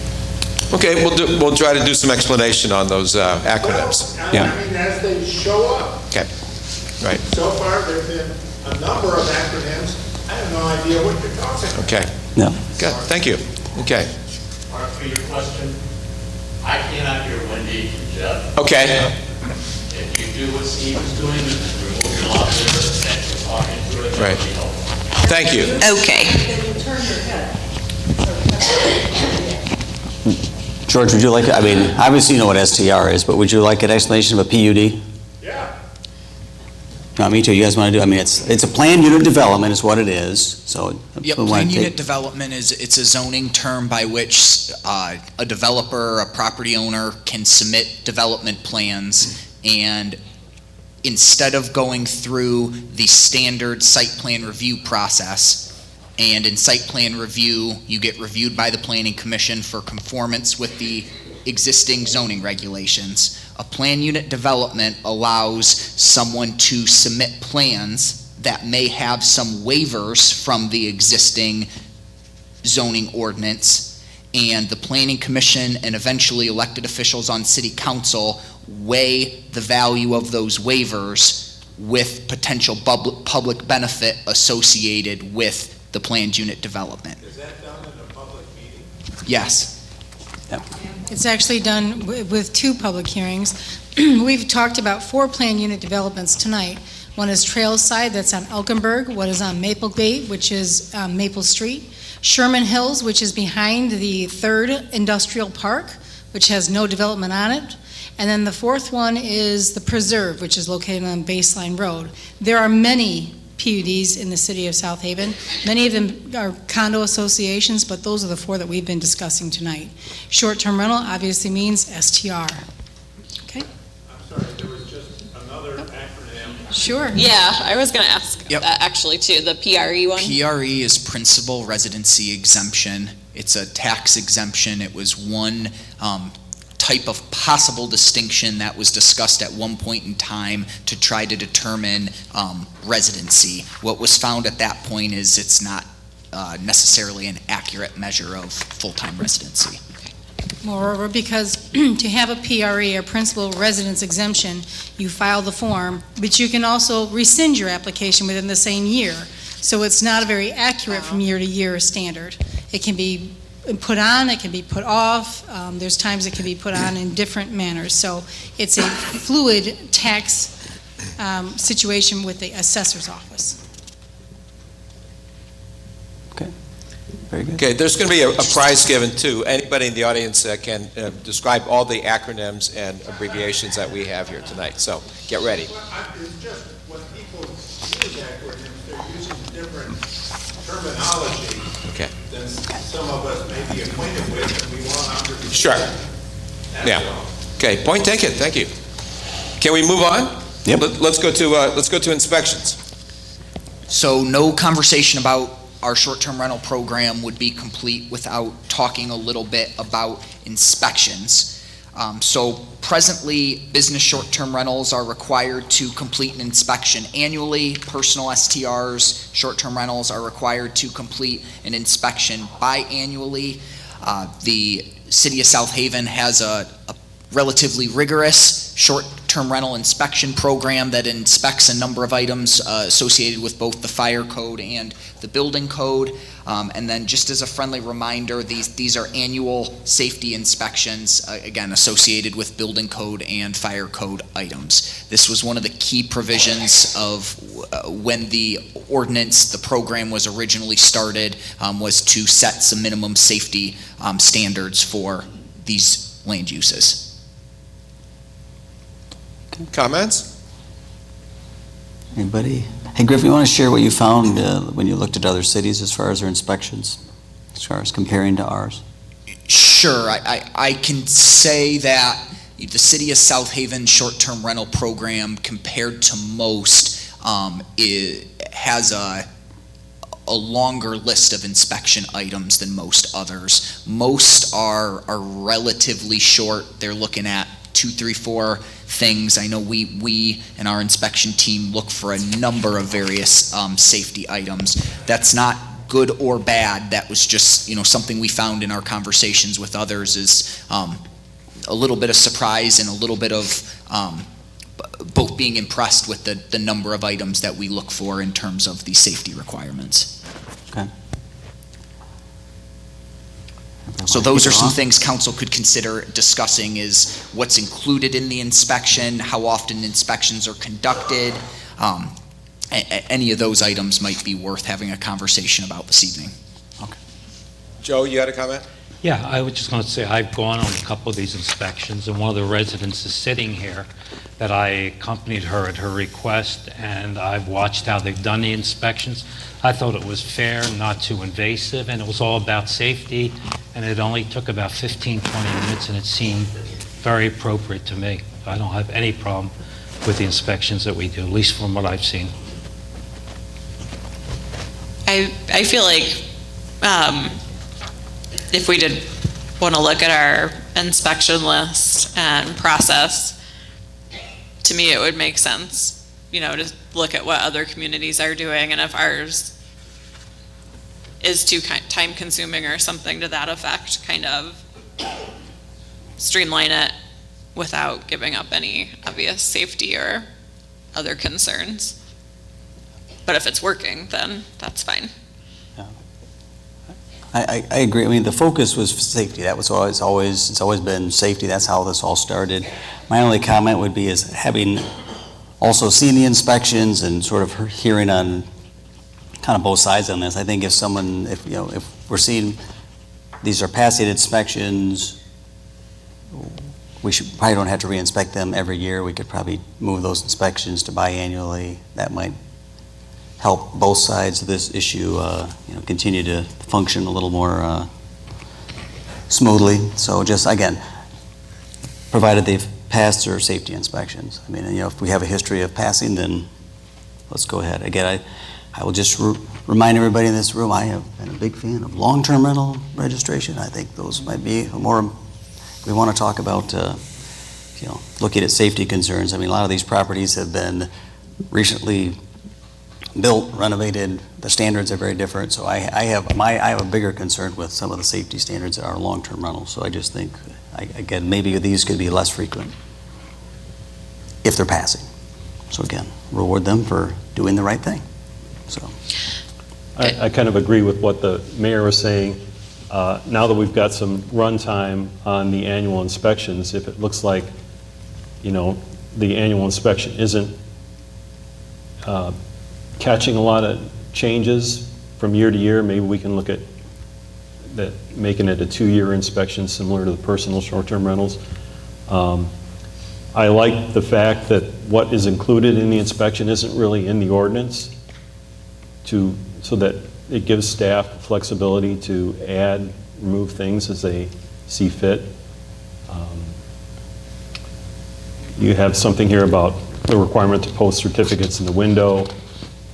I could go either way on that, but I do think having information on the city's website for a certain property is beneficial.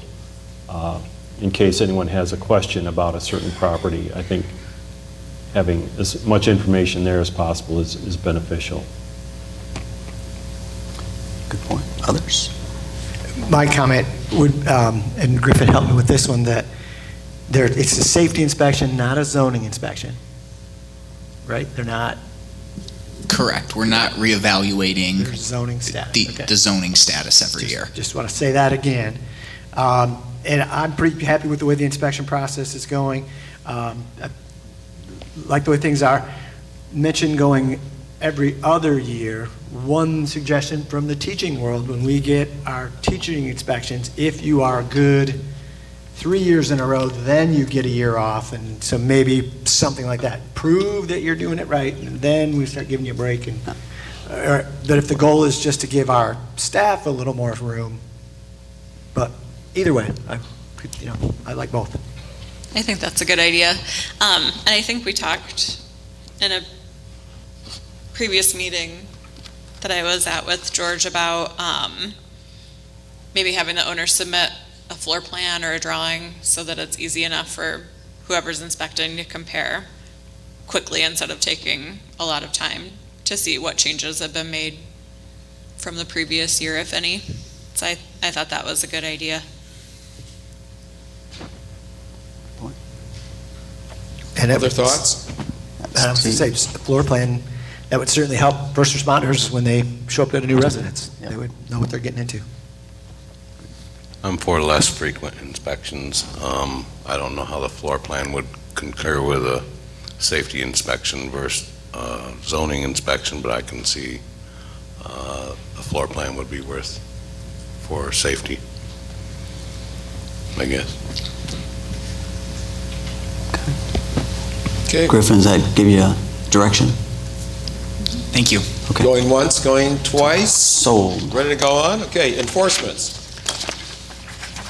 Yes, thank you. So logical next step after inspections is getting to enforcement. We've already heard, this evening from many of you some concerns about enforcement. As normal, when we discuss code enforcement, I get on my soapbox for a little bit and give you a little summary of what we presently do. So City of South Haven does both proactive and reactive enforcement. So proactive enforcement is we actively have staff going out looking for violations. We also have a software program that is actively crawling a number of online websites to try to find property addresses that do not align with our registration lists. We also do reactive enforcement, which is when a neighbor or someone submits a complaint or a possible concern with a property. This enforcement is a tool, tickets, citations, warnings. These are all tools at our disposal to promote compliance with the program. We have both short-term regulations and general nuisance regulations that come into play here, and we'll just highlight again that we do have a clause in the existing ordinance that allows for the revocation of short-term rental certificates when there are excessive violations. Something you all may want to discuss this evening is what types of violations count towards potential revocation. There may be a difference for you all in someone renting without a certificate and someone who got a citation for long grass, but that's something you all can discuss. Increasing fines may be something you all want to consider. I know there's been some discussion about different market forces, and are the fines that we have in place now ample incentive not to violate the ordinances? And something else you may want to consider is the capacity question. Are there enough code enforcement officers to get the level of enforcement you all want to see?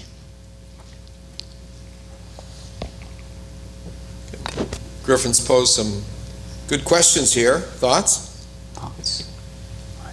So one thing on this, if I understand it correctly, the fees for the personal short-term rentals are different than the fees for the business short-term rentals, and the personal short-term rental fees are not able to be changed by resolution like the business short-term rental That's fees correct, are. George. So- The personal STR, short-term rentals, are in the ordinance and cannot be charged more than the cost of the inspection. So that is something that we definitely need to change, because the personal short-term rentals, we do need to cover the cost of the personal short-term rental program, and that is more than just the inspections. So that should be done in a similar manner to the business short-term rentals. We should be able to adjust that by resolution.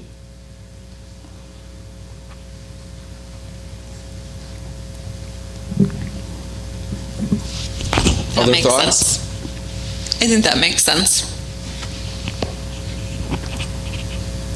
Yeah, I would agree. That's a basic cleanup item we need to get addressed. I will say, I do think there are certain things that are of concern, and there are other things that I don't lose sleep about it. And I guess we want to make sure, if you're talking about, renting without a certificate, that's a big deal. I think everyone here agrees. There's a process. It hurts those that rent, those that don't. It hurts everybody if you're renting without it. So for me, that's a high dollar item. I don't want to see someone, get in a ton of trouble because we've got a garbage can or other. I think we run the risk of kind of creating frictions, because everyone forgets about the garbage can, resident, non-resident. It happens. So I don't want to create a situation there. Obviously there's fines to deal with that, but we're not talking about removing their ability to rent a dwelling. So I think if we could sort of agree with each other, kind of what we consider to be the more egregious types of offenses and some of the smaller items that are obviously handled via staff fines, whatnot. Working with the owners and the agents to make sure things are kind of done according to the ordinance. Yeah, I would think noise too could be somewhere not as high as running without a certificate, but also not as low as a garbage can situation. So if a property continually had noise issues and they weren't dealing with it, I feel like there should be some consequences. I would agree. This is a question for staff. Are the fines defined by resolution, or are they part of the ordinance? They're part of the ordinance. Okay. Well, I think we definitely need to make sure the fines reflect what we want, which is to prevent violations. And if the fine is not enough to do that, we need to look at making the fine higher so that it does, prevent somebody from. We can't have somebody just saying, well, it's cheaper to pay the fine than it is to come into compliance. We need to make sure the fines are commensurate with what we want them to do. As far as hiring more code enforcement officers, I think we need to enforce the short-term rental ordinances, and if we need more staff to do that, then I'm all for that. And we can raise fees to pay for that if that's what it needs.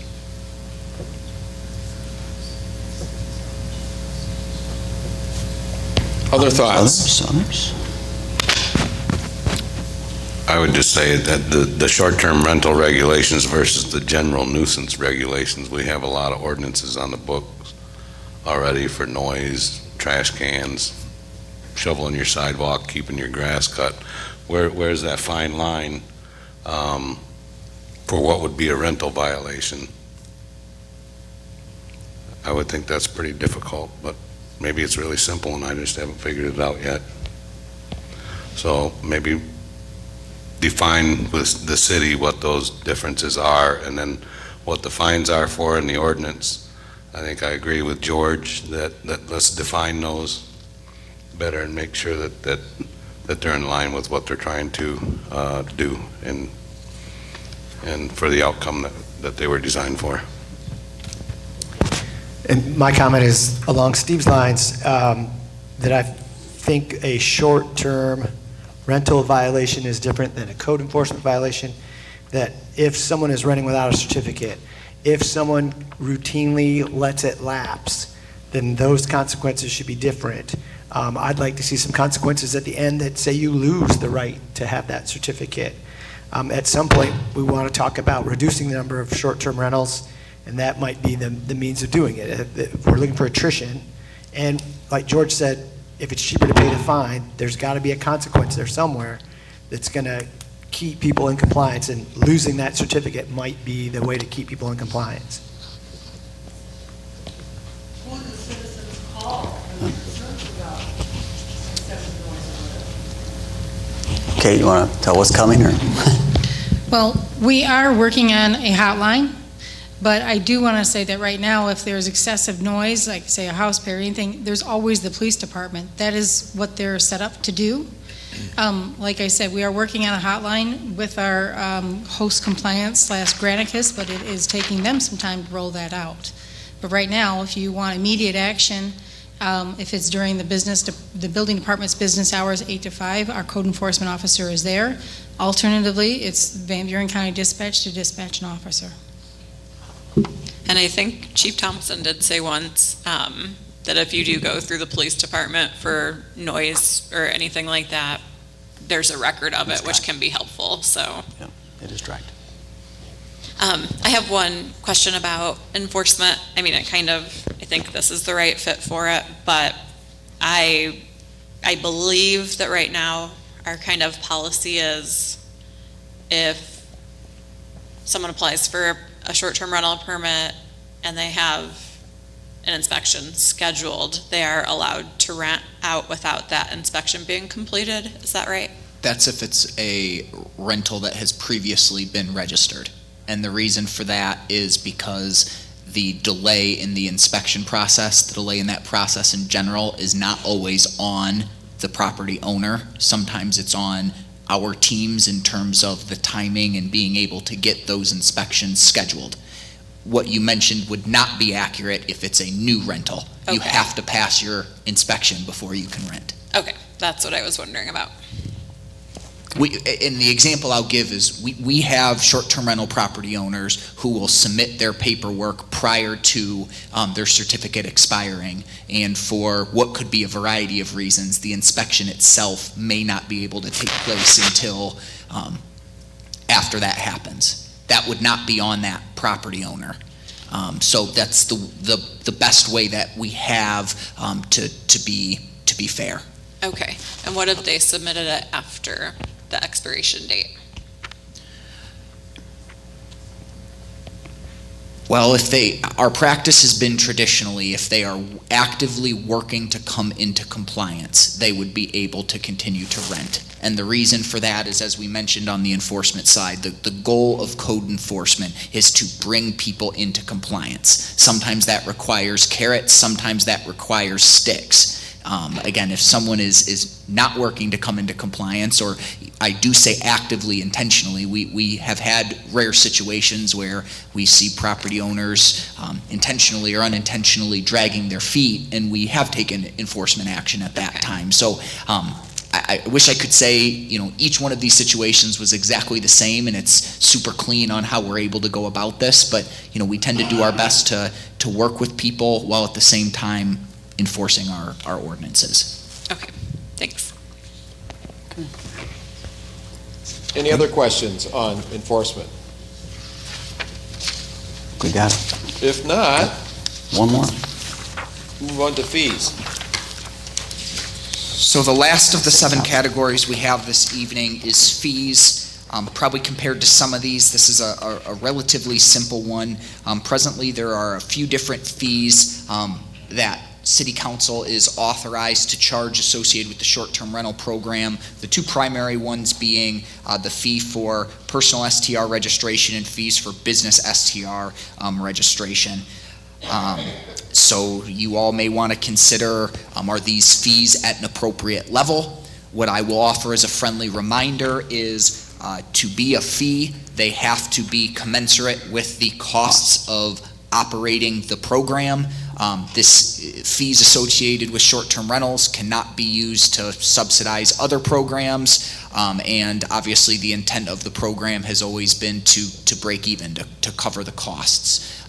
We had 1 year associated with COVID where the program ran at a significant deficit, and we have had several years since then where it has run at a surplus to offset that cost. As you can look back and see in your 2023 snapshot report, over the 5 or 6 years of the program, we're running very close to the break-even point. Okay. But this would be the time where if you're looking at increasing the level of service, you could look at raising fees to offset the costs, vice versa. If you want to decrease the level of service, you would want to set fees to be commensurate with that. So those can be the topics you consider. Sounds good. Well, I think you set the table pretty well. We have to cover costs. We're not making money on it. So I think we all expect us to cover the cost of the program, and I think we've already had several of us pretty much say we need the personal STRs to start ponying up for the cost to manage that program, probably on an annual basis. I've heard that. Dude, I think everyone would agree they got to pay what it costs to manage that program. It's not fair for those doing business STRs to offset them. Yes. So we're just looking for equity. So I think that's pretty fair. And then what George said about moving it to a resolution versus the ordinance. I think much that gives us more flexibility. I think the more flexibility we've got to adjust is good, whether it be annual fees, fines, et cetera. I think by resolution for future councils to be able to make that adjustment as numbers go up and down would make a lot of sense to me. Yeah, I would agree, by resolution, and of course, the personal STR should cover its own costs. So right now, something that we have associated with the personal STR fee that causes some confusion is the ordinance right now says they need to be registered annually, but only inspected biannually. So that is incongruous and causes administrative burden. What would be easier? To align those two. So either if we're going to register it each year, have it inspected every year, or if you're going to have it inspected every 2 years, have it be registered every 2 years. I'd say Again, line you them guys up. can tell us what you would prefer. My personal would be to line them up, and same thing, if they pass for inspection and they do it consistently, they can go to biannual. So Yeah, I would agree. Congruent. Agree?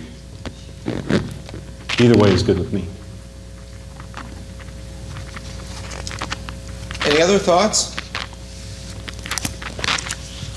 On fees? on fees? Yes.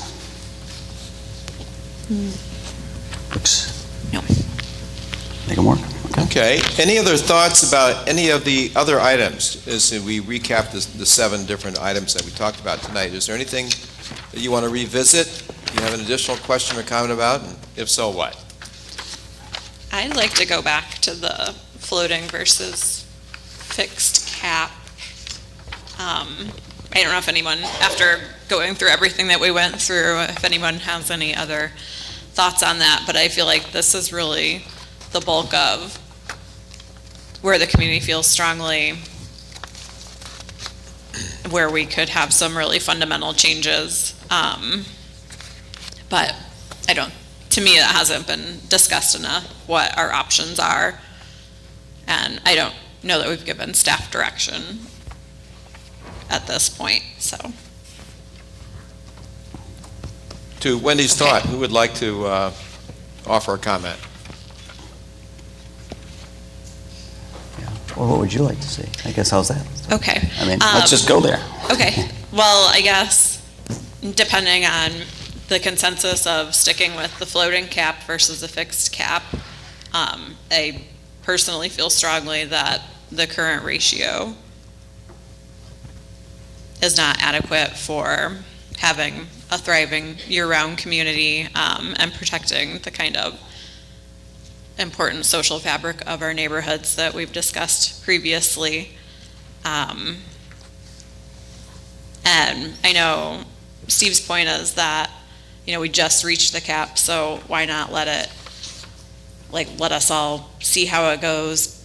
But, a year ago, we had a lot lower number, but we were still having issues. It was over a year ago that I was talking to a lot of residents in my neighborhood who brought up short-term rentals as a concern then, and we've only gotten more now. So to me, I don't feel like we need to pause and see how it goes. I feel like it's always been too high, and now we're at this cap that I don't think we should have ever reached in the first place, personally. So I would like to see the ratio adjusted sooner than later if we're going with the floating cap.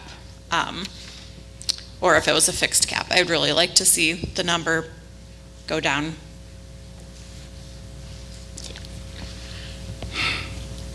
I have been to over 125 houses in the last 3 weeks. And it's hardly a house I go to that doesn't say that they're concerned, not with short-term rentals. Most residents are fine with them. There's always the isolated problems. But the problem I hear over and over again, there's just too many. The density is one of the big issues, the total number in the community. And I think tonight it would have been more beneficial had we done something with exempt, if we had done something with personal, because personal keeps going up and they're being used as a business, believe that or not. But back to your point with the fixed number versus the ratio, we are missing one resident tonight. I know how that, one city council person tonight, and I know how she would have voiced her opinion, and I even have her signature on a document that says how she feels about it, which I have with me. I know we're not voting tonight, but I guess I'm trying to say to you, Wendy, and to the audience and the other people up here, this is not over. We can talk about it some more. At least we talked and we got different ideas, and I learned a few things tonight. I just want this community to feel like they have a balance. I know people don't like the word, have a compromise, but we have to bring back the well-being of the communities, the neighborhoods, and you cannot put a dollar sign on it no matter how much we try. And the one thing I've learned in 5 years, I don't look at short-term rentals anymore as this horrible culprit that's hurting our town. I know all the good points. And I do believe the residents have a right to ask for their neighborhoods back in some cases where the density is too much.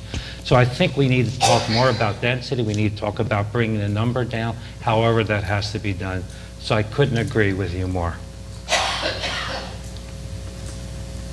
Other thoughts? I know we've been around this one. Any other thoughts? Anybody else want to? So I got a couple things I'll talk about on that. So I agree with concerns about the short-term rental issue. What I am also concerned about is that people are concerned about short-term rentals for reasons that may or may not be resolved by changing the number of short-term rentals. And to use an example, if we further reduce the number of short-term rentals, I'm not sure that people will see a full-time resident now move into that, what was a short-term rental. And it's quite possible it could just be a second home now that won't be occupied anymore, or probably even less than it would be occupied if it was a short-term rental. And another concern that I've heard is that, well, housing is too expensive. And if we reduce the number of short-term rentals, that will lower the cost of housing. And I don't, the people I've talked to that are very familiar with the housing market in South Haven, the kind of houses that you're gonna, that are gonna be lowered in price, they may be lowered in price, but I don't think it's really gonna necessarily improve the housing situation for the kind of people that we really want to try to get housing. And so I'm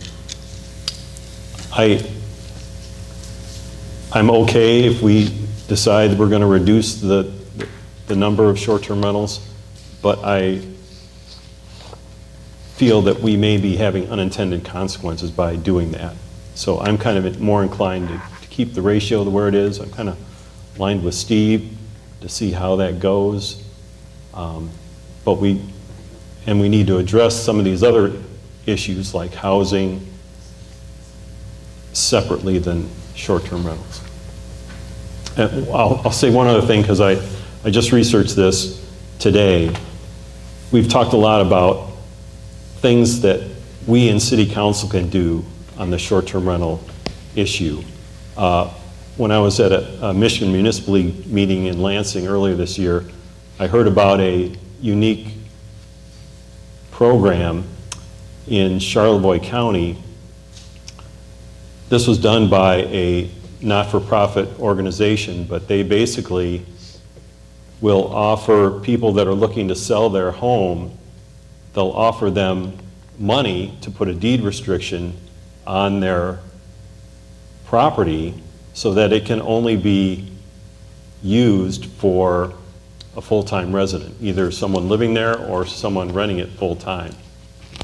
And that's a case where that community as a whole got together and took action outside of because Charlevoix has a zoning ordinance on short-term rentals, and they basically have a cap like we do.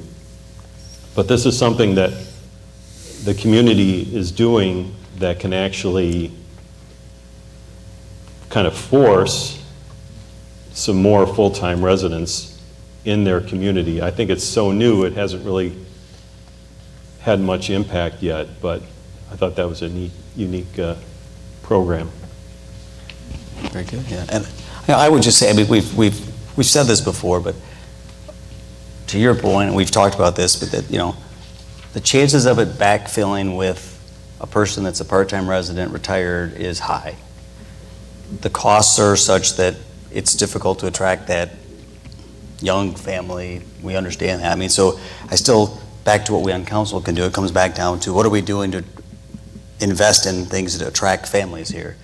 And here's schools, one great way to do it. Hire good teachers and provide good facilities, and we've been doing that. But we should always be asking ourselves, what are we doing to attract people here, to create demand for homes so that people want to buy that home so that the next person can. And that's easier said than done, but still, what are we doing to attract people? So I would agree. I mean, I think there's if we're looking to reduce, I think there's ways you could talk to do it without, it has to happen through attrition.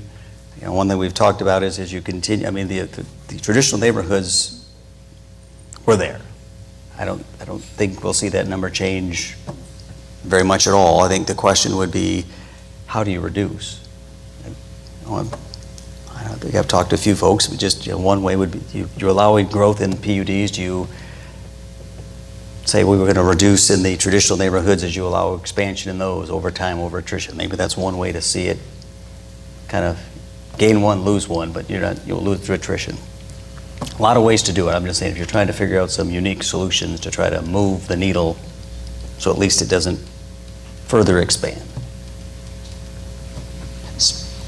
Lots of ideas. Could I just add, I think there's hope in terms of housing. We have Overton that we all know fell through. Fell through for several reasons. Don't have to go into it, but we have that piece of property, and according to Ryan Kilpatrick, there is this workforce housing that's kind of the middle of the price spectrum. We can get the price of the place down, and the state, as he said, paraphrasing him closely, he said the state is flush with money for workforce housing. And that's that missing middle, another term, all these acronyms, sorry George, but these are the acronyms people use.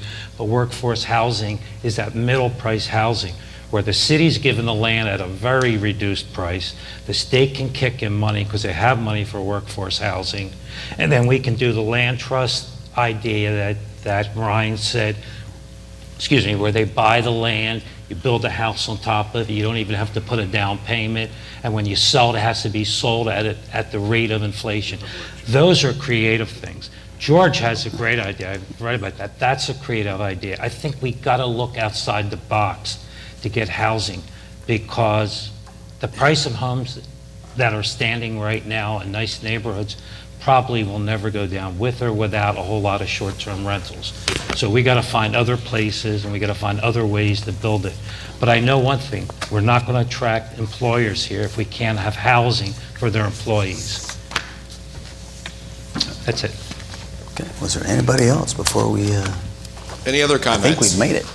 I was just gonna speak to George's point about the houses not necessarily going to a full-time resident, and I think you're right, and we don't know what would happen, but I know in neighborhoods like mine, there are tons of families there, and first-time homeowners, and long-time residents, and we don't live on the lake shore, so it's not a desirable second home area necessarily, and I guess that's what I'm talking about when I'm thinking of not just my neighborhood, but neighborhoods like mine that have been impacted, especially in the last couple of years when there's more of a scarcity of homes, that those neighborhoods could have people living in them if they weren't competing with investors for houses that come on the market at a fairly reasonable rate. So I think that is worth thinking about when we're looking at all of this. And we do want to attract families, but I just don't know where they're going to live if they're competing with investors for houses on this limited market. That's my only point about that. But I did love the idea of like incentives for long-term residents and housing options like that. I think there's a lot of exciting stuff out there that we could explore. Okay. That's it. Very good. Any other thoughts? I think we made it. Okay. So Kate's going to wrap us up here, but I do a lot of training programs, and when I do training programs, I want to know what nugget you're taking away from tonight. Joe, you mentioned that you learned some things tonight, and I think everybody did here tonight. So I'm going to give each of you a little Hershey's nugget here. We want to hear from each of you, and you have to write something down right now. I'm going to give you 1 minute to write down something that you learned tonight that you're taking away as a new nugget in this conversation about STRs. You have 1 minute. It has to be about STRs. Has to be about STRs. Yep.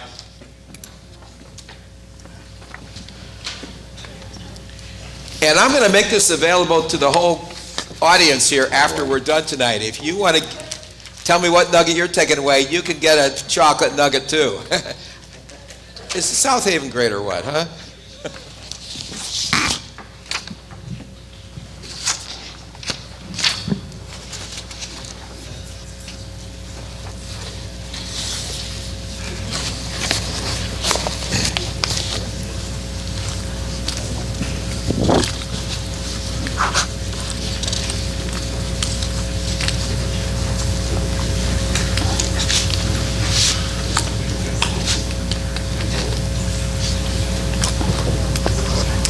So who wants to kick us off? Otherwise, we'll go right down the line. Joe, we'll start with you. What I learned for the first time tonight is where each city council person stands on all these issues. Up until this time, I kept asking to have this discussion, and I didn't know where people stood. So at least I know now where everybody stands on all the aspects of short-term rentals. Thank you. George? Sorry, I have chocolate in my mouth. The thing I wrote down is we have common ground as a starting point, and that's good. Good, thank you. Wendy? Mine is to that point also, that there won't be, I mean, I guess I knew this, but there really aren't any quick, easy fixes. You know, we didn't come up with a ton of answers today, but I think we did learn a lot more about where we're at and that it will be easier to find a compromise in the coming weeks. Good deal. Mr. Mayor? Mine was similar. I actually said we all agreed on inspection, so that was pretty good, and that we need to be better on acronyms. How's that sound? So I did there learn you that. go. Sorry, George. Jeff? What I jotted down, I think that we're a lot closer. George called it common ground, and I wrote down, I think we're a lot closer to resolving things. I don't see a great divide. People talk about the wedge or divide. I don't see it. What I see is people that are passionate about South Haven, that people, whether they're for short-term rentals or against it, they both like this place, but we just haven't found how to get there. That I think we're close, and we're going to continue to work on that. Good deal. And Steve? I was very surprised by the lack of participation. I thought the audience would be a lot fuller than it is because of what is supposedly a hot, big ticket in town, so maybe it's not, or maybe it was just the weather was too good outside, I don't know. Especially when it was the first time that the public could hear city council speak and deliberate openly in a workshop format, when we can actually talk to each other and find out where each other stands on things. So, and that's about it. Okay, well, thank you very much. So, Kate, final comment? Sure. I want to thank the council for your discussion, your open and honesty, and going over these many topics. I would like to also thank all of you for coming. Many of you spoke, many of you did not speak, but we also have up here on the screen the city council's email address. If there are things we didn't get to, or if there's things you want to share with the city council, they do receive this email. Please send in your thoughts and your comments, and I want to thank you all for being here. I know this can be somewhat of an uncomfortable conversation at times, but as a community, we're going to get through this with lots of dialogue and communicating with each other. So thank you again for coming, and have a good night. Thanks, everybody. Do we Motion need a to adjourn. To adjourn? Yep, I just asked for it. Yep, sorry. Yeah. Motion I to move adjourn. Second. Oh, were you first? Or was you first? Oh, sorry. All right. Motion and second to adjourn. All those in favor say aye. Aye. Opposed, no. You're excused. Aye. Yeah, exactly. Hi, Joe. Hi, Joe.